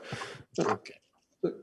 Commissioner Dozier, can you clarify your question? Yes. The reason why I'm asking about the entrance and exit area for because the building is going to be under construction, which I would assume means that resources will be brought there, sand, lumber, whatever building materials are necessary to construct the building. That particular area, that corner is very high traffic area. So I'm just a little concerned with once the construction starts, how that's going, whether that's going to saturate that already heavily trafficked area. So that's why I wanted to know where the construction site, where the entrance and exit will be. Okay, so Commissioner Dozier, we don't have a construction plan here, but one of the conditions on the project is to prepare a construction management plan, which will lay out that. The idea being that we want to try to avoid obviously impacting the existing uses on site. So that is something that we'll be looking at through the plan check or the building permit process as a follow-up to the approval, but that is something that we are looking at. Okay, that was my main concern because, like I said, there's probably a 14-stall gas station, large grocery store. It's the entranceway to the one of the entranceways to the Esplanade. So it's a lot of traffic in that area. So I'm just concerned that we don't, make it worse by having these construction type vehicles coming and going. That was my only question, Chair. Thank you.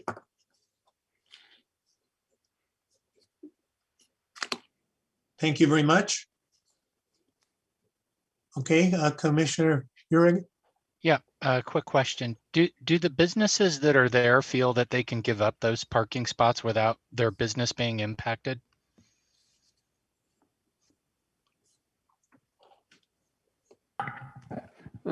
So we have only received one comment from the other businesses in there, which I believe was provided in your packet. I don't know if Marcus may have some additional input there, but we did have a parking study prepared. And based on the results of that parking study, there was sufficient parking to handle all of the uses there on site. We also have Ernell from our traffic division here to speak on the parking plan that was provided. So if you want additional details or if that's sufficient. Yeah, that's sufficient. Thank you.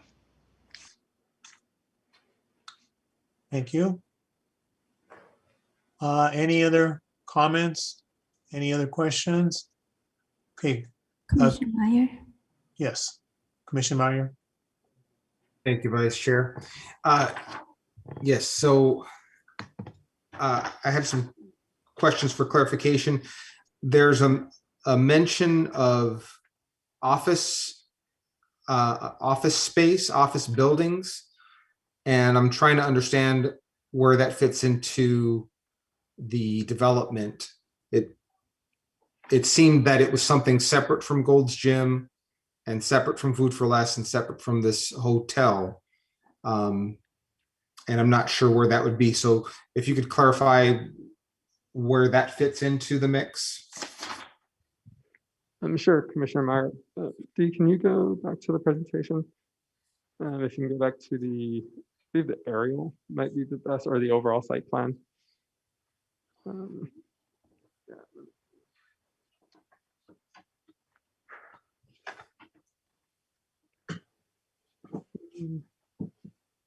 You can go, I believe it's slide number 5.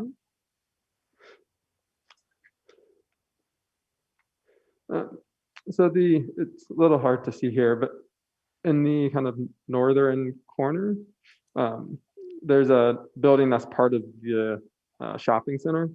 It's somewhat removed. It's north of the Food for Less building, but that is what's called out as that office. Great, thank you. I'm definitely curious about the parking arrangement, because it seems that, based on what I can tell from the schematics and the designs shared, that the 88 slots for the hotel are really part of the greater shared parking, and it doesn't seem that there's any dividing space where guests going in would have parking that's 88 spots designated for the hotel. And I know that's being situated next to a large gym. I know that gyms also tend to have a peak of parking in the evenings. So, and they can generate quite a bit of parking. So I'm curious as to how, I guess, the applicant and how the city, our planners, see that as being workable. Will the guests be expected actually to park fairly far from the hotel itself into, say, the Food for Less, near to the Food for Less? Because it seems like near parking is not significant in terms of the 88 spots that we're talking about. So Commissioner Meyer, we're going to go ahead and try to take this in a couple of different bites, if you will. First and foremost, we'll have Joe talk about your specific question. There's some conditions of approval that we also want to talk about.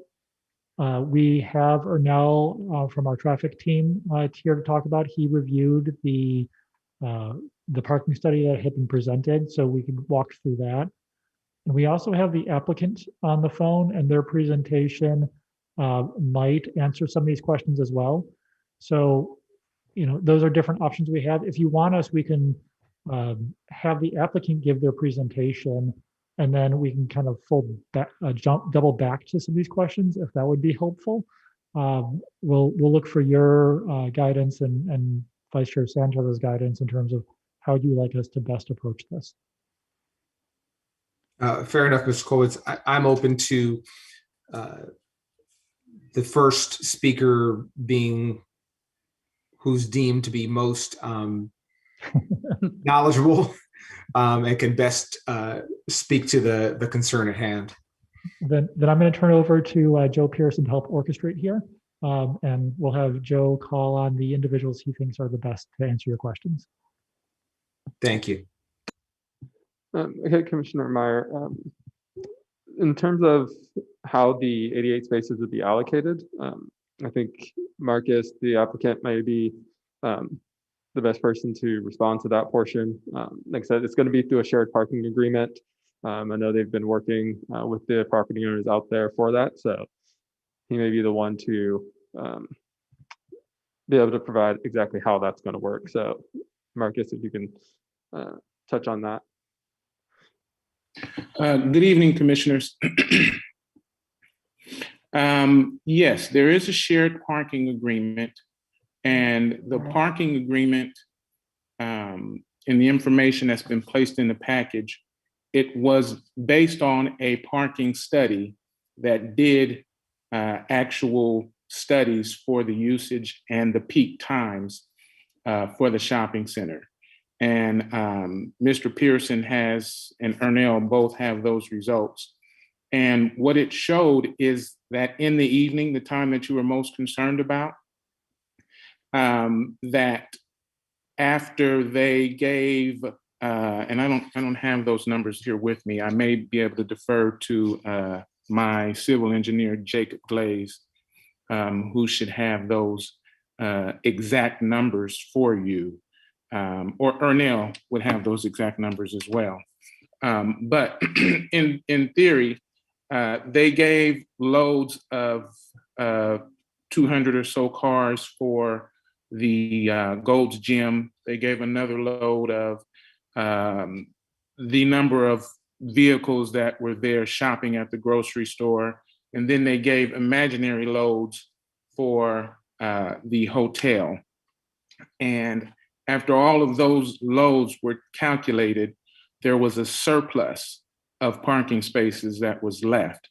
And I believe that surplus of parking spaces was 60 or 70 spaces. And that took into account, a bunch of numbers that were added up, just in case, to make sure that there was enough parking for the whole center. But one of the unique things about this hotel is we have no meeting space. We have no conferences that we're going to be holding, and our parking can't go over. I mean, it's not something that is just, if we were having a wedding or something that we'd have an extra 100 cars or so. It's not possible. We have none of that capability. So, Excuse me, Marcus? Yeah. Actually, I think it would be best if we could just go through your presentation. As Scott mentioned, I think that might answer a lot of the, or some of the questions that are coming. And so if you can bring up the presentation, and then you can just walk through that, and then we can come back to the questions. Okay. Do we have the slides ready? Yes. That's not my slide. Yeah, we're in the process of bringing up your presentation. Okay. So thank you for working with us on both this new format that we're following, as well as the technical challenges here. But your presentation is almost up.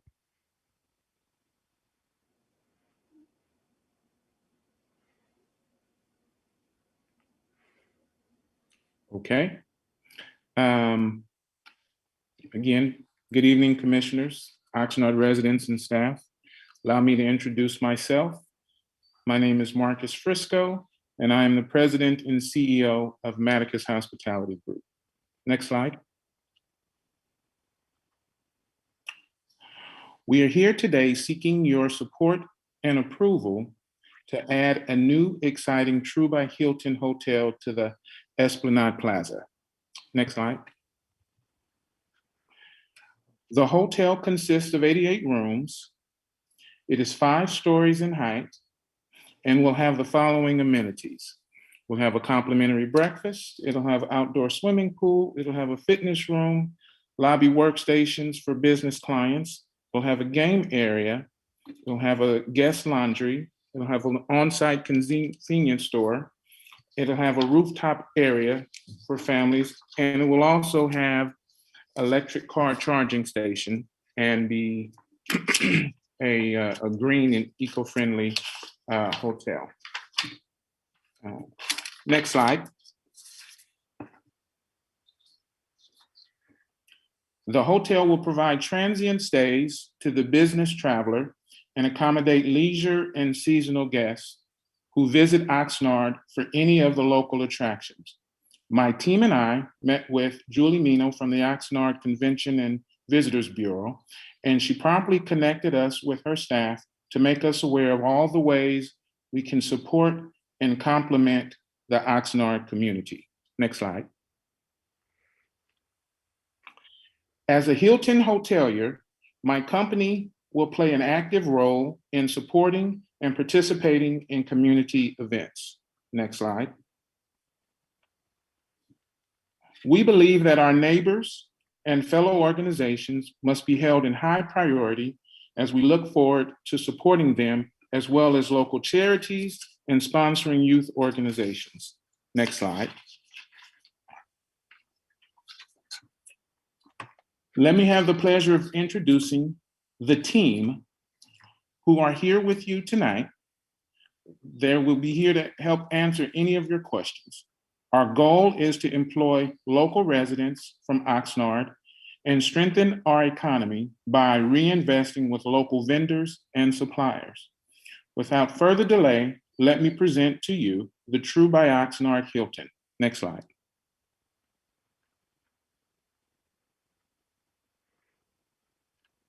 Next slide. This is the check-in area, gentlemen. Next slide. Next slide. Next slide. Next slide.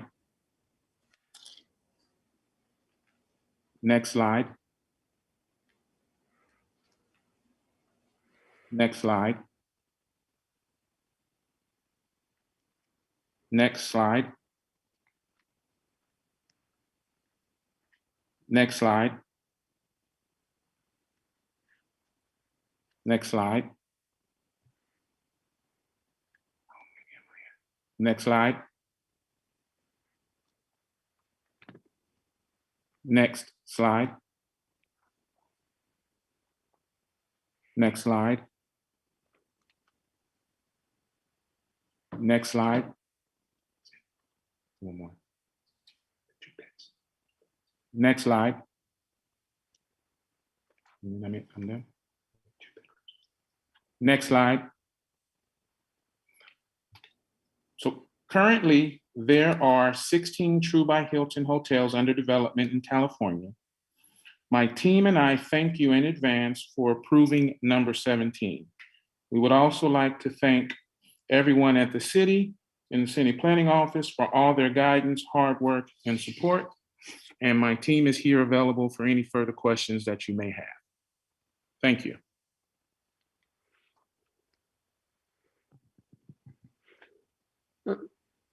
So, commissioners, if we want to go back to questions and pick up with Commissioner Myers' questions on the parking, I think if Ernell, can you take us through the parking study and just the analysis that was prepared in there?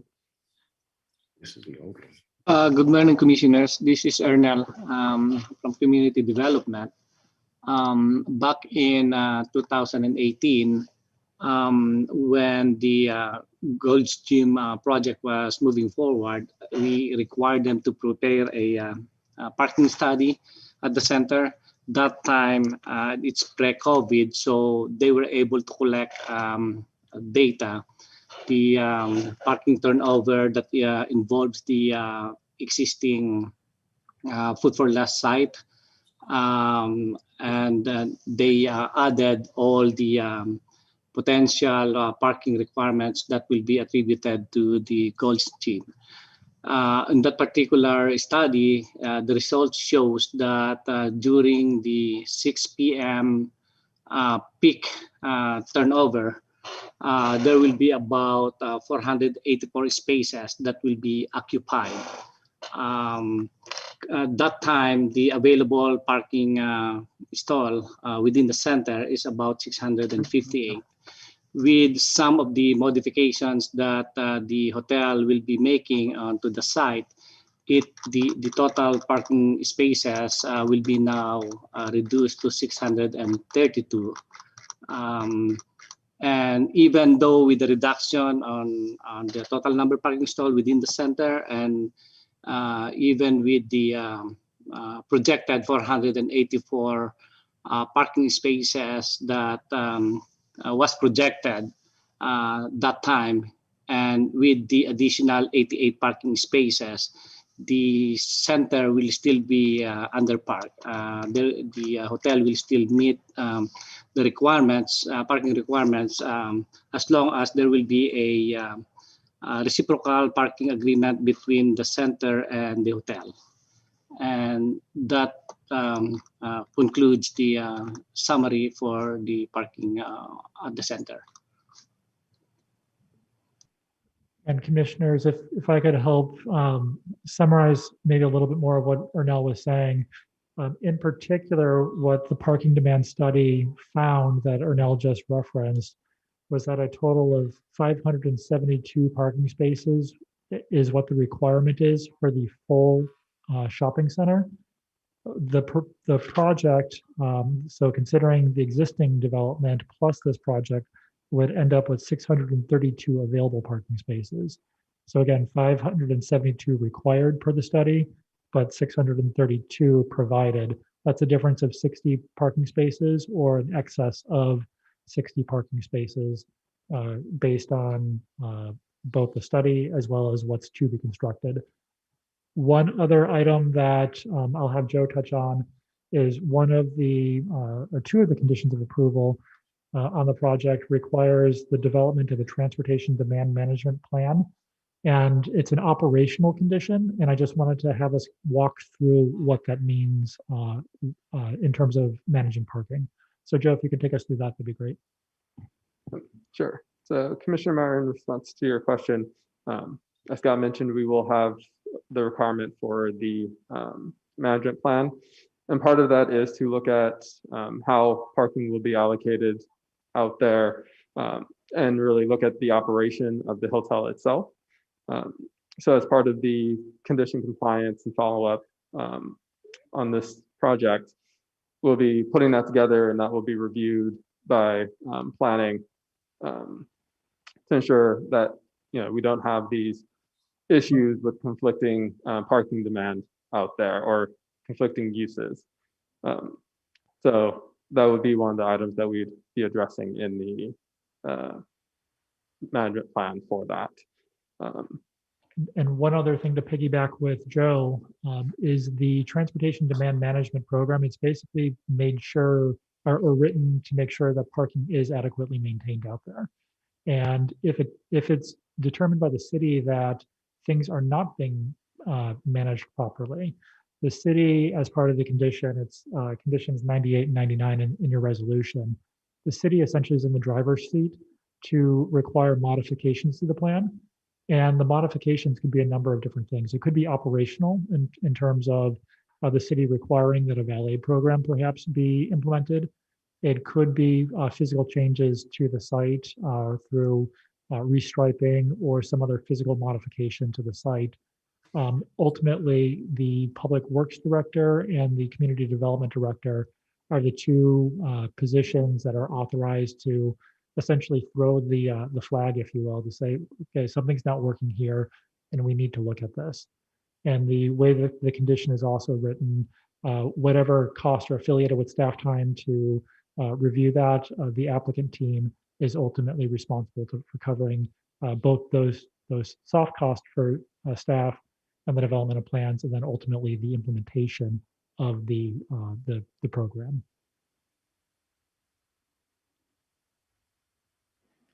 And I think that's going to be our quickest form of answering the parking question. So I'm going to zip up my lips underneath this mask, but if there are additional questions, we are here for you. Thank you, Mr. Kolwitz, and thank you, Mr. Pearson and Mr. Frisco. One minor question. Are some of the parking spots in the front reserved for, how is it put, for guests to register? Because I know there doesn't seem to be any driving path where guests would drive in, check in, and then drive to a parking spot, for example. Yes, you're actually correct. In the front of the hotel, and this is actually a late development between the the owners of the adjacent property, the gym, we were actually working on the traffic management plan. And what we came up with today was that outside of the front row where the handicap parking is, I don't know if we can pull up the site plan. There are check-in spots which are temporary in nature, so that it wouldn't be on my screen. It would be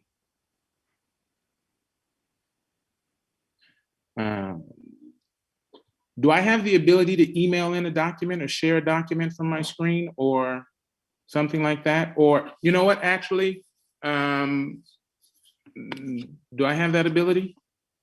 So, no, we are the ones that are controlling the presentation. So we can pull up the site plan. Okay. Then you can kind of describe it from there. All right.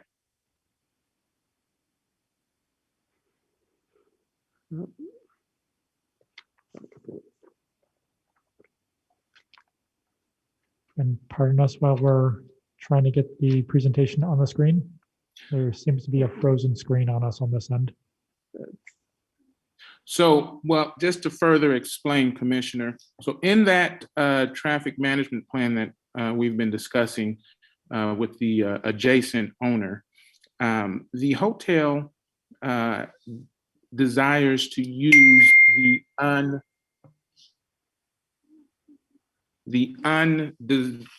I would say the parking spaces that are furthest away from both Food for Less and from the gym.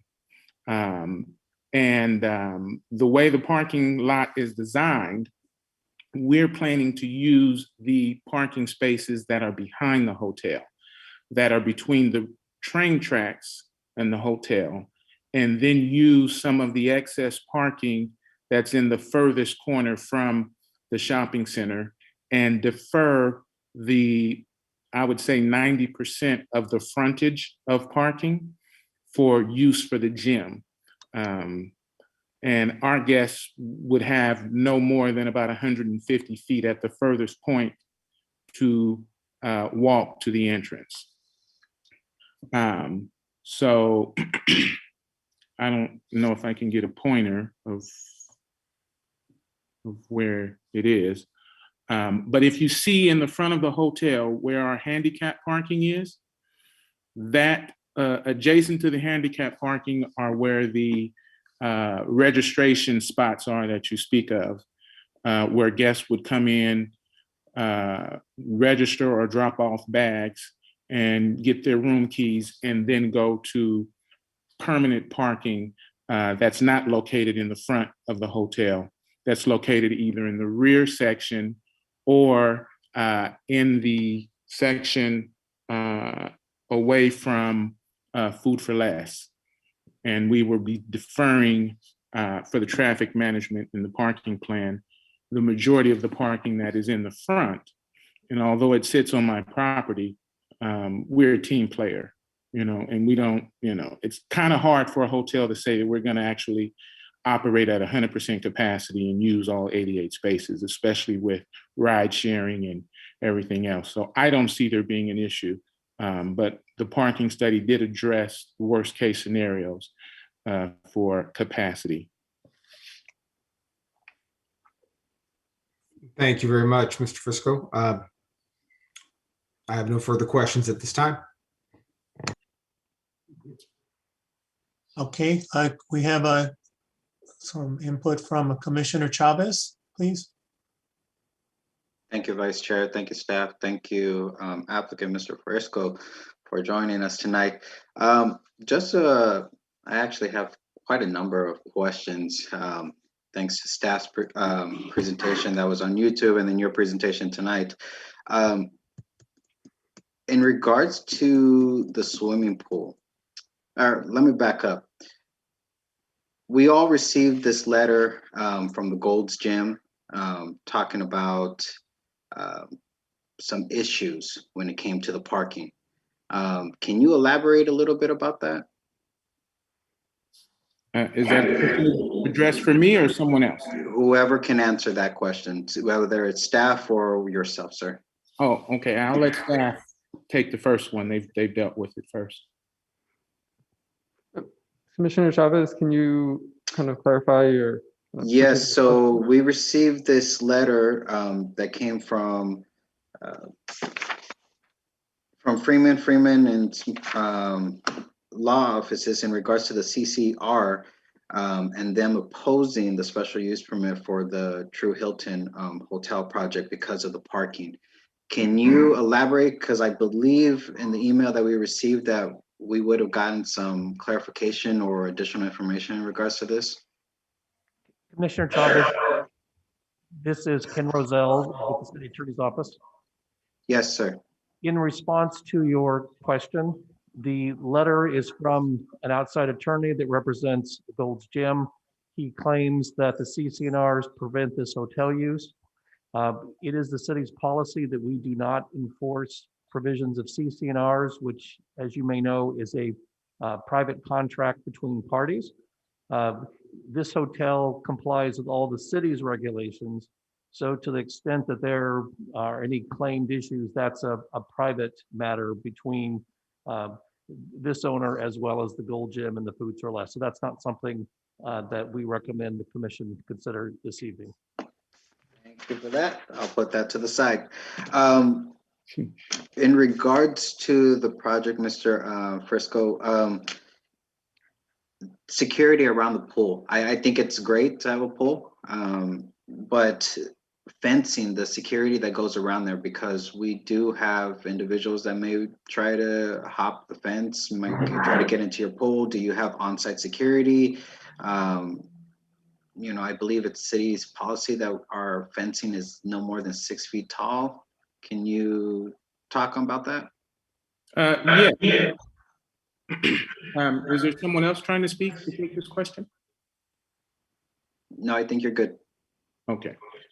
Yes, we do have fencing, and the fencing is alarmed, and the alarms also would register that if someone tampered with any of the gates, and there's only one gate, which is for emergency egress, which is for fire department or life safety to come in case, you know, there's something that occurs outside. But then also the city does have us required to have cameras. So that area is under constant view from the desk and the hotel staff, which is staffed 24 hours a day. If anything were to happen, we would have full view, would be able to intervene and call the appropriate authorities to deal with it. Appreciate that. And security measures for your rooftop family lounge area, what measures were taken for that? Because to think that families are going to be on your rooftop, it's a little frightening seeing how your building is 5 stories tall. Well, the rooftop area is confined to roughly 750 square feet. So we don't have the entire roof. And then the area that is accessible does have plenty of fall provisions, as well as it is guarded by the same security cameras. And although there is elevator access, there's also stair access. So there's plenty of security that building and safety is making sure that this area is provided.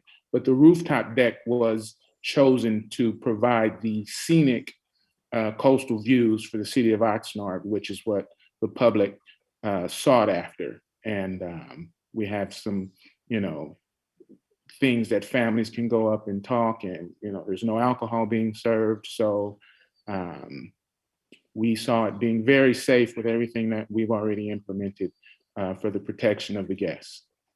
I appreciate that response. Can you elaborate on regards to the number of electric charging stations you plan on having? 4. 4 of them? Okay. Yes. You say that you want to employ as many Oxnard residents as possible. Will that also be during the construction phase that you'll be reaching out to? There's a company that we've already reached out to, and they are Pirate Staffing. They're a local Oxnard company, and they're going to provide a lot of the day labor that we need from the residents because we plan on keeping the site ultra clean. We have a number of physical activities that we're going to do with manual labor as opposed to machines, so that we don't incur dust and environmental hazards, so that, you know, things can be controlled. Okay, so that's as far as your work staff goes, but during the construction phase, you know, electricians, labor groups, union labor groups, you plan on having No those? union, but we do have local contractors that are already set, and some of them have bid on the job in order to do it. So. Okay. I saw on, and staff, is it possible that you can bring up Mr. Fiasco's, sorry, I probably butchered your last name, presentation again, please? It's okay. We're in the process of bringing up Mr. Frisco's presentation. I appreciate that. Thank you, staff. I just wanted to, if once staff brings that up, if they can jump to the list of different amenities that they plan on having on the site. That would be bad.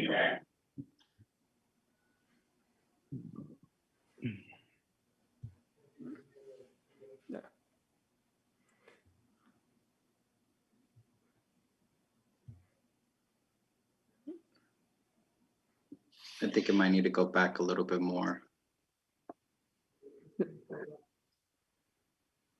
The screen froze on us. We're moving back. Okay, thank you.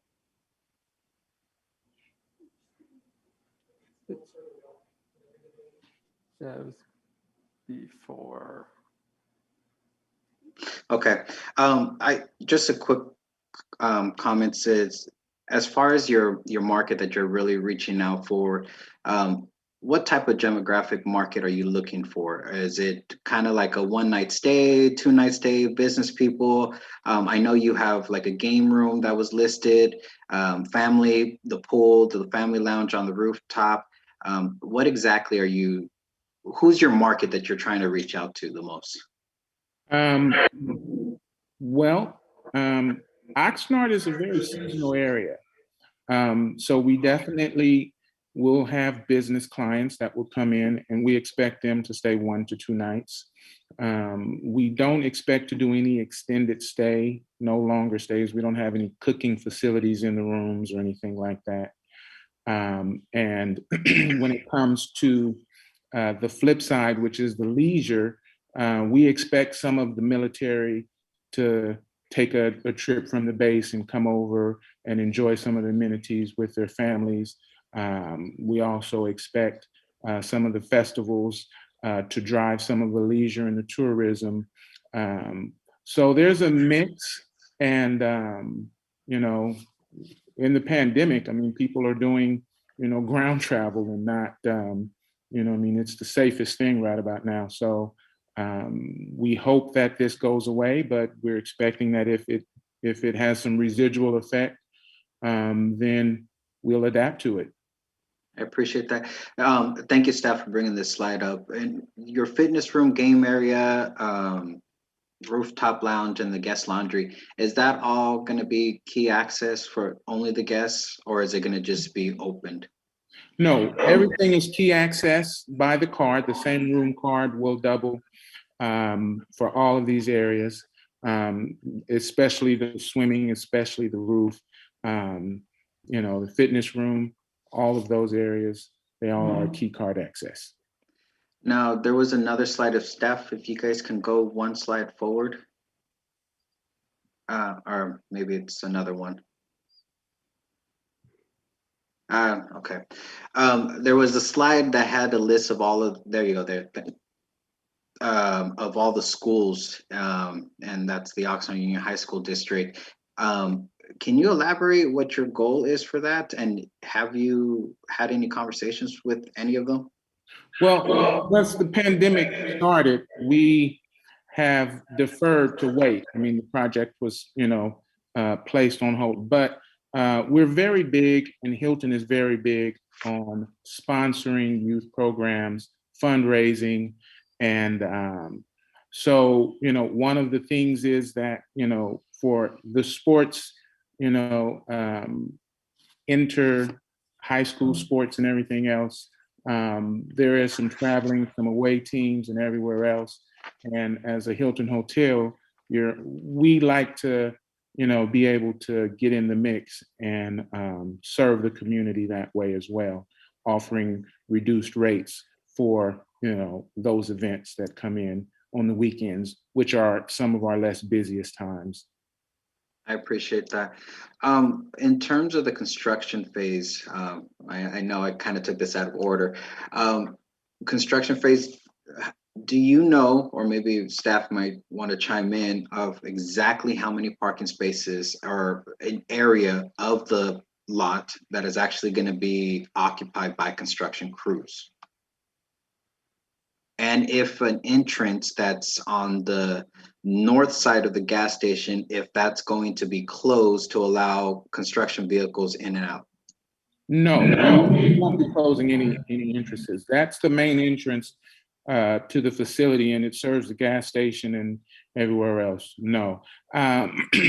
We have a plan that we're going to try to import materials in the evening times that's less congested. And then we will have a small staging area that would be behind the hotel where the site is, so that the visual appearance of construction isn't affected as much. Okay. Now this may be for you or for staff. In looking at an aerial view, I see the proposed location. It's all dirt lot. The building itself is only going on that dirt lot, and you are going to eliminate some of that parking spaces for the pool area, or is the pool going to be able to fit on that same dirt lot area? No, you are correct the first time. The building goes exactly on the dirt lot, and the pool, if I'm not mistaken, is the removal of about 4 or 5 parking spaces in the room. That's the reduction that is being proposed. Got it. Okay. All right. That's it for now. Vice Chair, I appreciate it, and I'm pretty sure after public comments, I'll have a few more questions. Thank you. Okay, thank you for your input, Commissioner.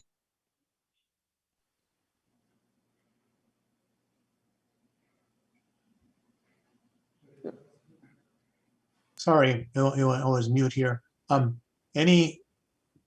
Any comments from the planning commissioners?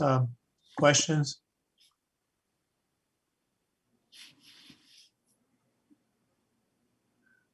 Commissioner Dozier?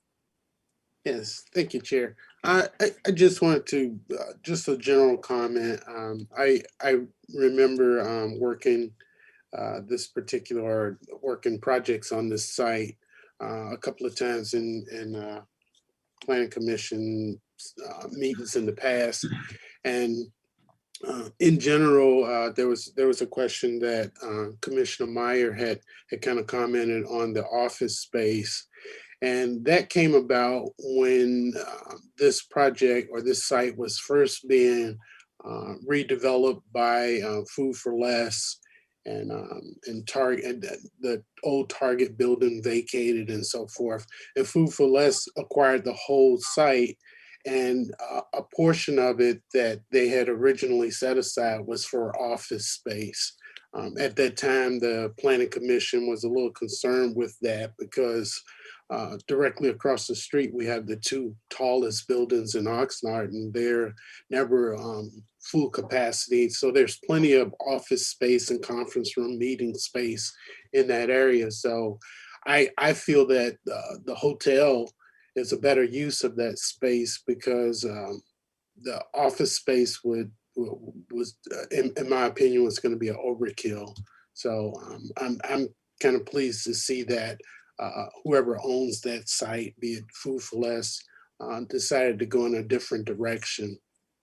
And I just wanted to make that general comment. Thank you, Chair. Thank you. I just want to make a comment also, Mr. Frisco, about your development here.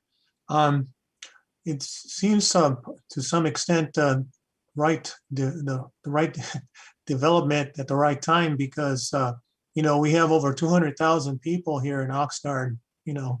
I remember growing up with about a 25,000 population. So we've really grown a lot in the decades here. But it's right near the freeway. It's good development. Dallas Cowboys are about two miles down. Once the pandemic subsides, I'm sure they're going to come back, hopefully.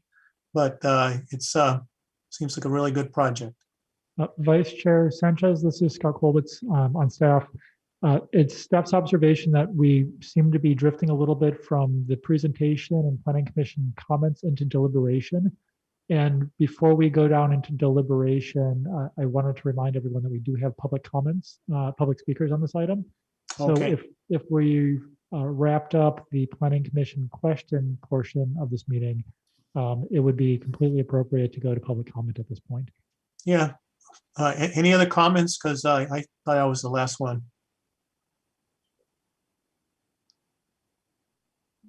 If we have others, that would be the appropriate time to do it now. Commissioner Meyer just raised his hand for a Oh, question. okay. And this is Commissioner Meyer.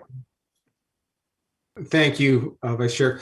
Mr. Frisco, do you have a visual of the proposed rooftop lounge so we can understand the dimensions of it and where it fits in? There is a picture of a slide of the rooftop area. Maybe I said next slide too quick. So if you would like it to be put back up, we can. Yes, please.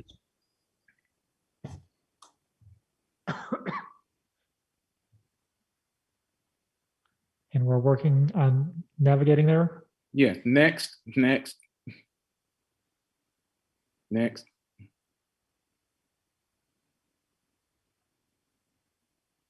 Right there.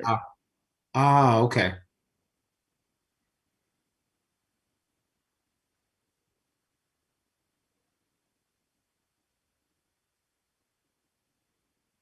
All right.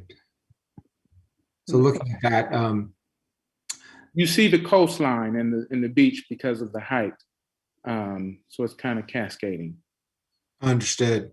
And as far as the wall facing the coastline, as far as the safety features around that, how high does that wall go? And I see that it has like a bit of like a limited metal bar. I'm going to defer that question to my senior architect, Saki. Are you on the line? Yep, I'm right here. All right. So to answer that question, they're actually that drawing is probably a little dated. We actually have a pillars, and there's plexiglass that runs another 4 feet above that. So you're probably talking about 6 to 7 feet high. And it's mostly also for fall protection, but also against the wind, because we do get quite a bit of wind. And so we're trying to create a nice little spot for people to watch and look. And so it's a little bit breeze protected as well. So there'll be plexiglass up to about 4 feet above that. And that wall right there is probably about 40 inches. So we're talking at least 7 feet. Wonderful. Okay. I can picture that with your descriptor. Thank you. My last comment was for clarification around the office space. As I understood it from Mr. Pearson, the office space in the shopping center was actually like north and perhaps a little west of the Food for Less, on the entire other side of the Food for Less. Is that correct? This has no bearing on that office space? That is correct. And Commissioner Meyer, just to clarify, yes, that is correct. Thank you very much. Thank you for your comments. Any other comments from planning commissioners or questions? Are any other speakers, Mr. Colwis? Yes, we do have some public comments. It does look like Commissioner Chavez just raised his hand, perhaps with an additional question. Okay. Commissioner Chavez? I apologize for the lateness, but quick question in regards to pets, because people have pets now. Is that an option that is going to allow people to come in with their pets? And if so, where in your project are you going to have a place for the pets to relieve themselves or to run around and get some exercise at the same time?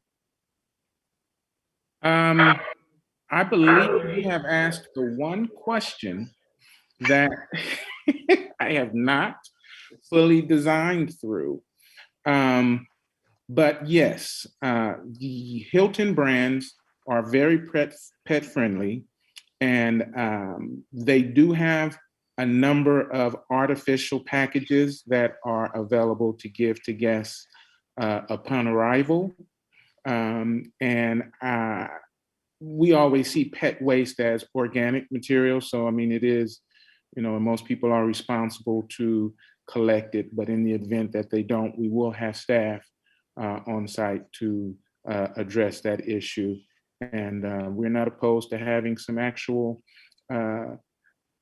turf that is available in the 2,000 some odd square feet of landscape that we are conditionally required to have.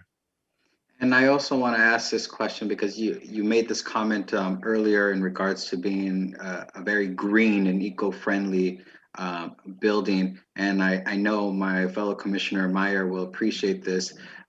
Any type of solar panel usage on top of your building, is that planned for? Well, we would like to implement solar power, but we do have a very limited footprint, and we're evaluating if it will cost justify and provide enough generation.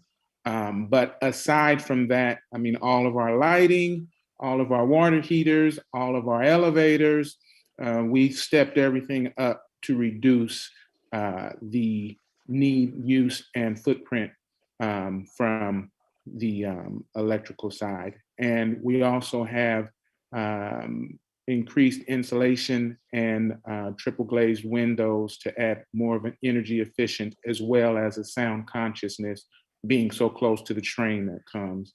So, both of those things take care of one another at the same time.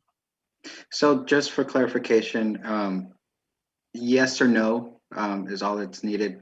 Do you plan on having pets in the hotel? Yeah, we do plan to have pets. Okay.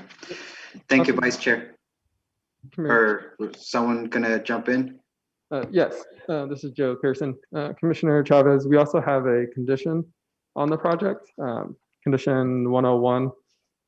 So if there are pets that would be allowed at the facility, then there would be a requirement to provide those pet facilities for way station and those amenities. I appreciate that, Mr. Pearson. And yes, I was referring to condition 101, and that's why I came up with that question. So thank you, staff. Thank you, applicant. Thank you, Vice Chair. Thank you, Commissioner Chavez. And Any other? Vice Chair Sanchez, not seeing any other commissioners raising their hands at this point in time, staff would recommend that we move into the public speaker portion of the meeting. And D is readying the first public speaker to join us. So it looks like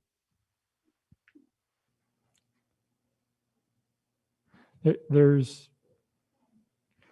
three different public speakers. We're trying to get Glenn Sherman on the phone first, followed by George Darrington. And previously, Pat Brown spoke on the last item about this project. I'm not sure if Pat is still here with us, but Glenn Sherman has now joined us, and Glenn has 3 minutes to speak. Thank you. Thank you, commissioners.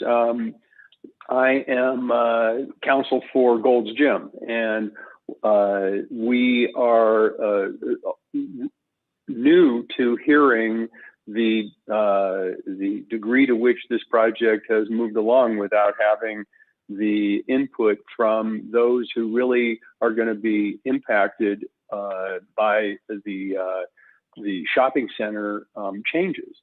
When Gold's signed a lease and had this massive investment into the project, it did so based on promises that were made in these recorded CCNRs.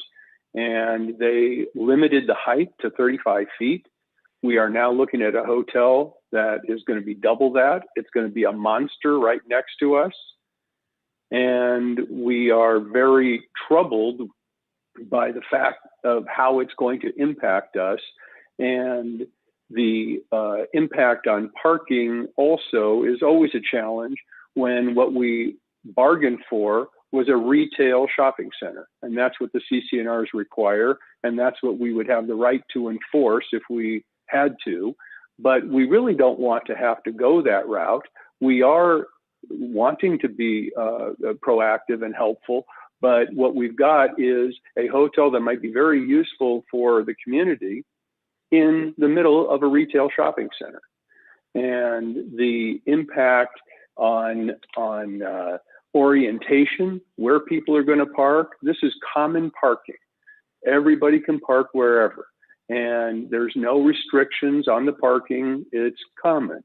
So where are these hotel customers going to park? They're going to park right in the parking fields for Golds and force an impact on the Golds space. So I'm wanting to make sure that there's a clear understanding that while it's not the city that would be enforcing CCNRs, those who have the rights under the contracts will. And this is going to be a hotel that is going to be very hard to get past if we can't work things out. There's a discussion about common parking arrangements. But the discussion that was taking place today with one of the principals of Golds and the hotel owner was at a very early preliminary step that is not anywhere near what would be a solution for the challenges that this is going to create. We don't understand why the orientation of an entrance couldn't have been facing Food for Less, where there's a huge parking field, especially when the evenings, which are going to be a big factor, are going to be a factor for Golds. The parking study, I don't think has had any practical effect. 3 minutes is up, Glenn. Oh, all right. Very well. I was just wanting to close by indicating that, I think that there's, some significant challenges for this project because of the existing recorded documents.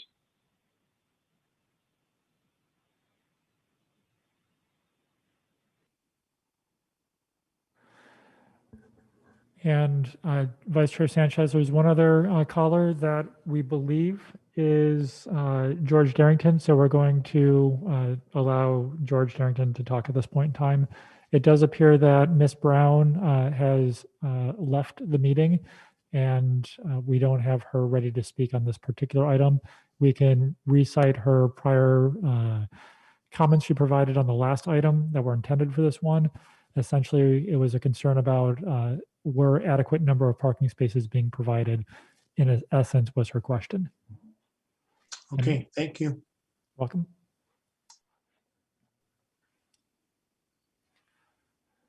Hello?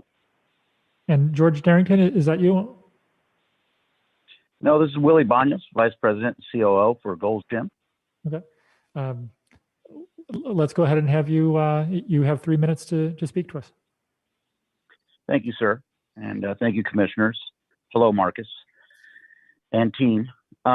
Listen, we're very pro-business.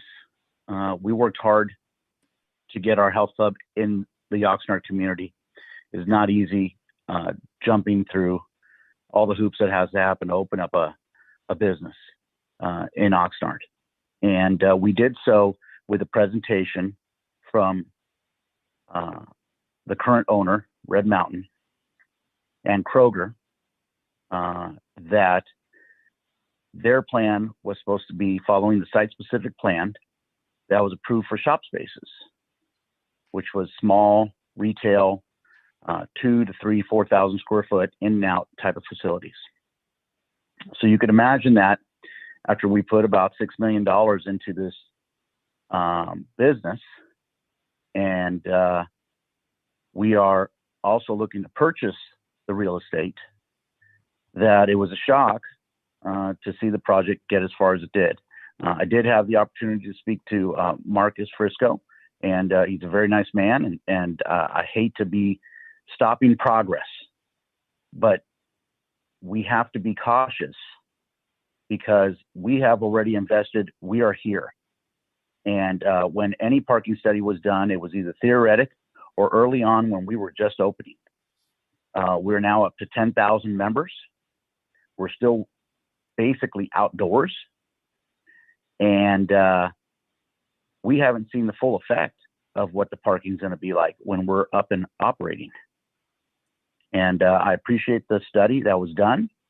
I don't necessarily agree with it. I think that it's light. And I think that a lot of things have to be worked through. Another thing is we worked very hard to try to get as high as we could to try to be a prominent building within the center, a second anchor to Food for Less. I found it kind of odd that planning or anybody would allow this up to 70-foot building now, all of a sudden next to us, that sticks out, doesn't really belong within the center, doesn't look like anything within the center. So again, I hate to be taking a stance. It's not something I've ever done in my entire business career. We've been in the health club business for 32 years. We've always been proactive, and we want to stay that way. But there has to be a lot of compromise and some conversation to happen in order to get us on board. Thank you all for listening. I'm glad, and I wish you all well. I hope you're safe. Thanks, Willie. I Thank you. appreciate it. And we'll still keep communicating, buddy. No offense taken here.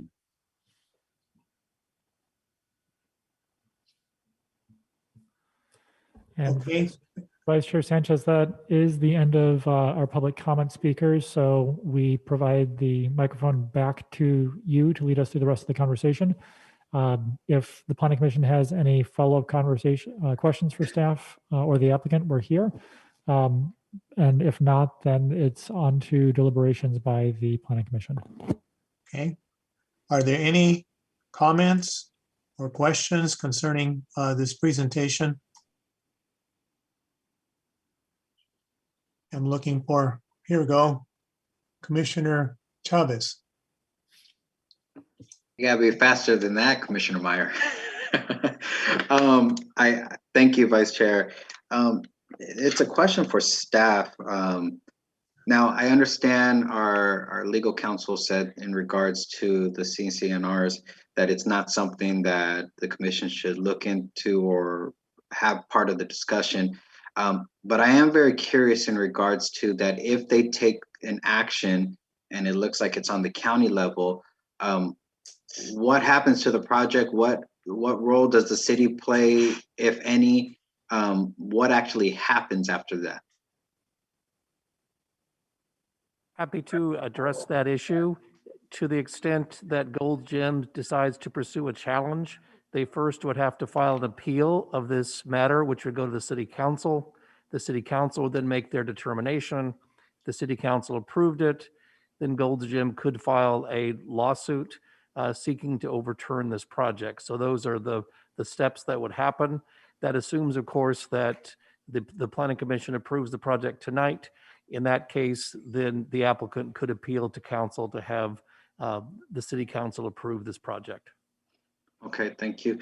Now, and this may be completely off topic for staff, but if they recall, was there any conversations with Gold's Gym trying to go higher than what the current building that they're in?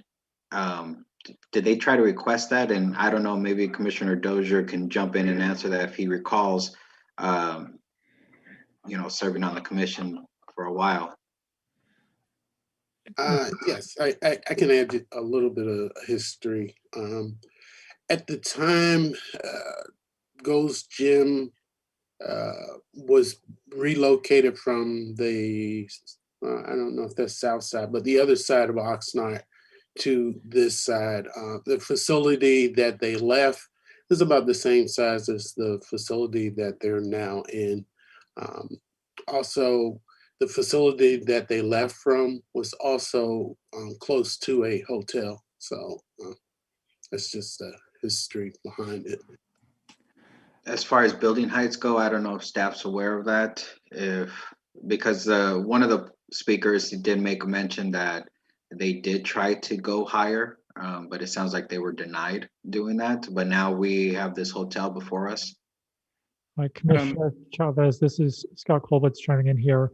The city staff that you have with you tonight, we all came on board after the Gold's Gym project had been reviewed, so we don't have that historic recollection. But I can say that the city's conversations for this particular development, there was notations within the record that staff had met with this developer for the specific design, and there was nothing in the record that we have that spoke against the height that was being proposed today. Okay, I appreciate that. Thank you, Vice Chair.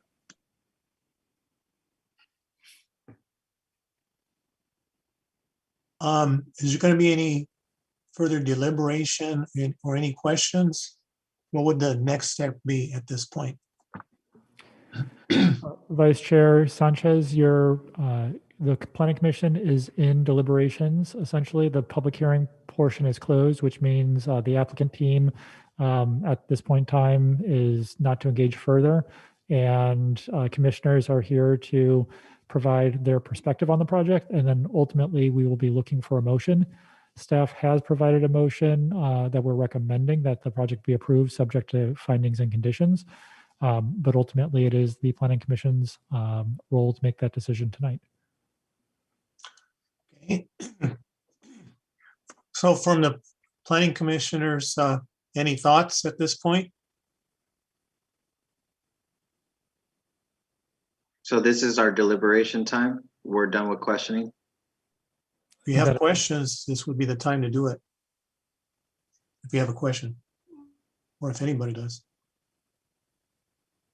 Well, if we're moving into deliberation, I'll just say that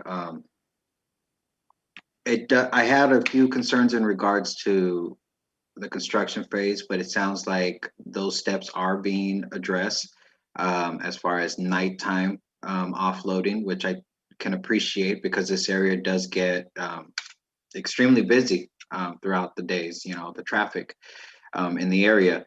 I think it's a good addition to the community, and it's family friendly. Oxnard has one of the largest youth populations in the county, so it's a lot of families that are in the area, so that's a benefit.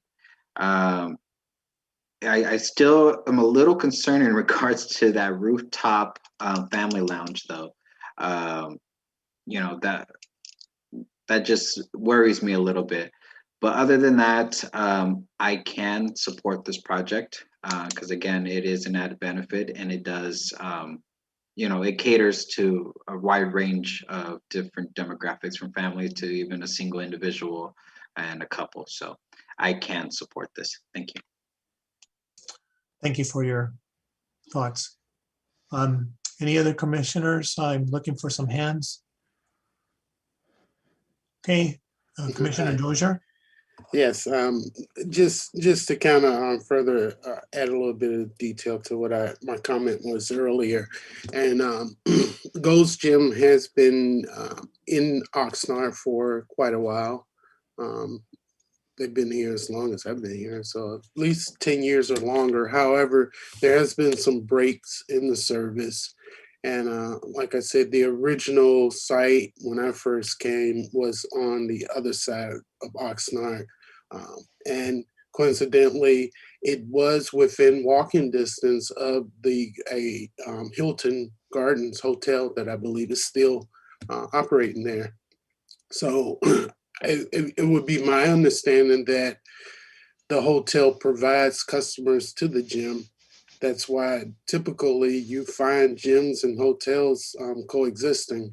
So as far as I can understand it, the project meets all the city requirements. It falls, our purview here is to determine a good use of the land. I think it's a better use of the land than it was originally, which was slated for office space, which in my opinion would be an overkill in that area. So that being said, I can support the project. Thank you.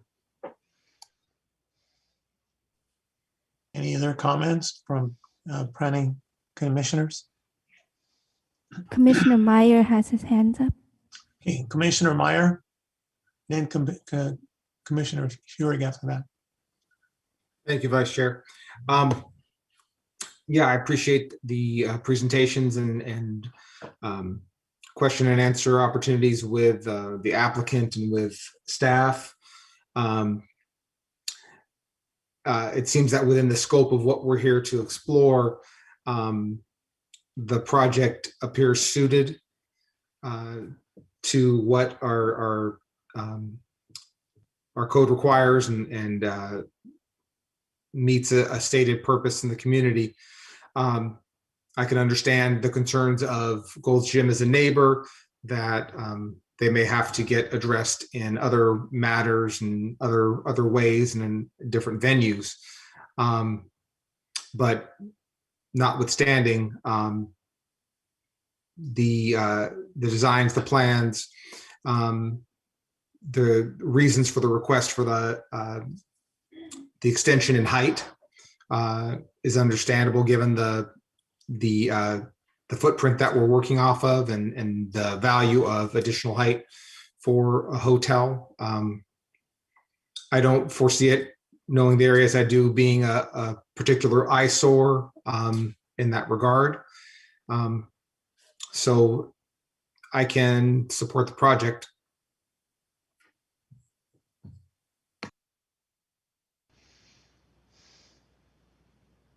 Okay, Commissioner Furig.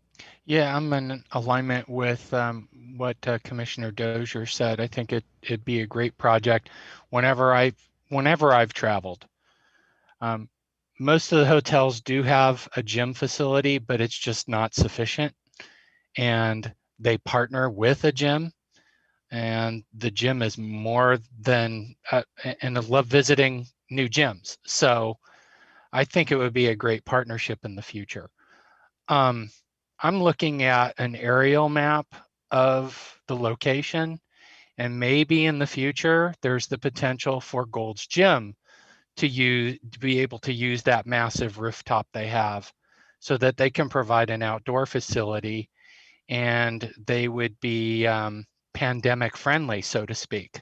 Because if we think this is just going to be the first time this is going to happen, we're pretty naive. So I can support this project. Any other comments from planning commissioners? Okay, so the next step would be? Vice Chair Sanchez, if you had any comments for deliberation, it would be appropriate for you to provide those at this point in time, and then all commissioners would have spoken and we'd be looking for a motion. Okay. I think it's a good amenity. We can't have enough hotels in this area. We're a city of over 200,000 people. We are right in the gateway to the Channel Islands. A lot of people come to recreate over here.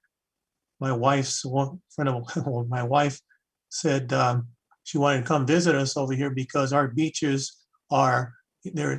There's plenty of space. It's not like Redondo Beach or some of those other beaches where there's no space. Here, there's plenty of space. So, we're in a very good place for ecotourism and what have you. And I think we need more hotels like this that can take the load, so we can have amenities for people to do when they visit our area.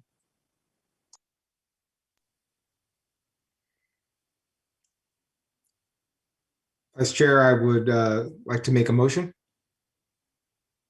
Okay. I'll second it. Okay, move to approve staff's recommendation that pursuant to Oxnard City Code Section 16-531, the Planning Commission approve an addendum number 1 to final mitigated negative declaration number 12-01 and adopt resolution 2021-XX approving planning and zoning permit number 19-500-03 special use permit subject to certain findings and conditions. Commissioner Meyer,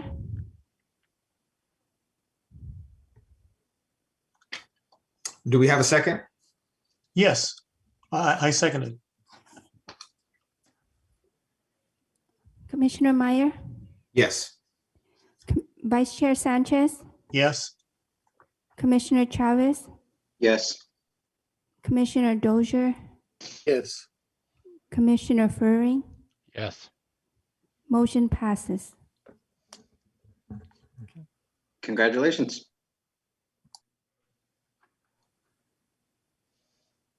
Thank you, commissioners, once again. And you guys really asked some thought-provoking questions and kept me on my toes. So thanks again to the staff. And Scott, I will not bug you anymore this week. Take care, sir. Thank you very much. Joe, you did a wonderful job. Mr. Pearson, thank you again. Thank you, gentlemen. Have a good evening. All right. Yes. Bye now. Bye-bye. Guys. Thank you all. And with that, Vice Chair Sanchez, the next item on our agenda is section H, which is study session and reports. We don't have any study sessions or reports to report out to you, which would mean we'd move into section I, which is planning commission business. So I turn that back over to you. Well, I went to the first meeting of the APA, I think are the initials. Yeah, the American Planning Association's Planning Academy. Yes, and I believe Commissioner Vurig also is attending this. Commissioner Meyer. Commissioner Meyer. So there was over 125 people participating in this. It was a big group, and obviously virtually you can accommodate everybody. And the speakers were very, very good. A lot of acronyms that we deal with over here. ADUs are a big topic. Were a big topic for the first meeting, as well as how to have the most efficient flow of traffic and things like that. Those are things that if a city, a county can find a way to have better flow, obviously that's good for the city, by being as efficient as possible. And do you have any comments also, Mr. Meyer, Commissioner Meyer? Thank you, Vice Chair. I did attend the majority of that presentation yesterday. And I did find it to be highly technical in a lot of areas. The information about ADUs was valuable. It fairly well mirrored what I received at the Planning Commissioner Boot Camp in Sacramento a year ago. But a lot of good information there. I think the transportation modeling information kind of lost me a bit. I look forward to getting the presentation on recording at the end of this series that they promised. But I do appreciate the importance of understanding how they're modeling transportation needs going forward into the future. And I look forward to the next 7 weekly sessions. Same here. Thank you. So the next item is anything else under Planning Commission business? Commissioner Chavez and Commissioner Dozier's hands. Okay, Commissioner Chavez and then Commissioner Dozier. I'll allow Commissioner Dozier to go first. Okay, all right, go ahead, Commissioner Dozier. Okay, thank you, Commissioner Chavez. Yes, I just want to make a general statement as far as the status of the city council filling the vacancies on the planning commission. Planning commission, as we all know, and as anyone watching tonight can see, does some critical, crucial work for the city. And we can, if the planning commission isn't able to function because it doesn't have a full body membership, there could be some stoppages along the way in developing and executing the 2030 plan. So I'm a little concerned that City Council is taking such a long time to fulfill our seats. I mean, we've been missing a seat for almost a year now, and I am and always have been a big advocate for term limitations. I'm about to term out, so I have other avenues, other community organizations I'll probably partake in, but I want to fulfill my commitment to the Planning Commission. However, I want to just, kick the seat of the City Council and tell them, come on, get on board, get this Planning Commission back up to fully staffed, fully manned. Thank you, Chair. Thank you for your comments, Commissioner Dozier.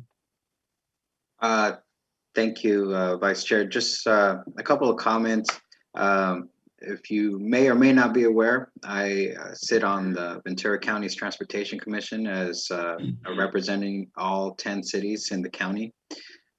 So a couple of exciting news that we have out of VCTC is that they are introducing a tow team that will be patrolling the 101 freeway to help move motorists off the freeway that break down, run out of gas, or so be it. Very similar to what LA County has. So we'll be seeing that appearing here in our own backyard of Ventura County. So there's 3 beats. So far, it's going to be from Central Avenue up to LA-VC County lines, and with plans to expand further, and then the 118, all of the 118. So that's very exciting right there. This week, and I also sit as an alternate member on the Metrolink board of directors. This week is Rider Appreciation Week. So there's a lot of fun things that Metrolink's doing to appreciate the riders for their continued support during this pandemic. As someone who works in public transportation, ridership has dropped dramatically due to COVID. So we try to appreciate those that continue to stay with us and those essential workers to get them from point A to point B. And finally, I just wanted to say that, yes, we have vaccines, but it does not mean that we let our guards down. We still must be responsible. We still must wear our masks. We still must be social distancing and protect our loved ones. This is not the time to start gathering. I know there is a high level of fatigue, but we must continue to be responsible. And with that, I thank you guys. Thank you, Vice Chair. Thank you for your comments. Any other comments under Planning Commission business? If not, we go to J, Community Development Staff Updates. Thank you, Vice Chair Sanchez. Let me go ahead and just take us through a couple of quick comments. Kind of teeing off of Commissioner Dozier's comments, I did want to announce that the City Council has been actively looking for members of the citizen advisory groups across the city commissions as well as committees. And there is an intent to move through that in March, hopefully earlier March than later March, including some planning commission seats. So I'll keep you all updated about that as those are being filled. But that is an active thing that the City Council is aware of. So more to come on that as I have more news. Looking forward for some planning related items, March 11th, the city is holding a virtual a housing element community workshop, as well as a scoping meeting for the CEQA document associated with the housing element. That's one of the required elements of our general plan. And March 11th, following that meeting, a week after that, city staff will be presenting the housing element, the draft housing element to the Planning Commission. So it's a project that's moving forward that you will all have your hands involved in. So just be aware of those things. Also on March 18th, we are anticipating on having the 2021 and 2026 capital improvement program before you that evening. We just worked on an amendment tonight to the 2020-2025 CIP.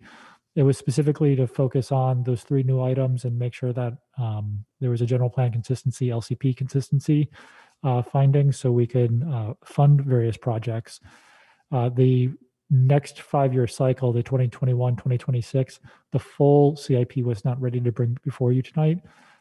So consider tonight's presentation essentially a precursor to what's going to be coming forward a month from now. And then with that stated, I skipped over the March 4th Planning Commission meeting and sharing anything that might be before you on that particular evening. And that's because we don't have items for you for that evening. You all got through a pretty monstrous agenda packet this week, so thank you. And go ahead and take that night off. You more than deserved it, and we'll be able to play with you again come March 18th. And with that, staff doesn't have any additional comments aside from thank you.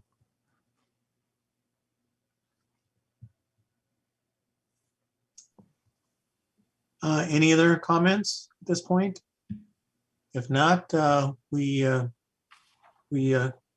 ready to adjourn. Okay, thank you, Vice Chair Sanchez. Right. We are now adjourned.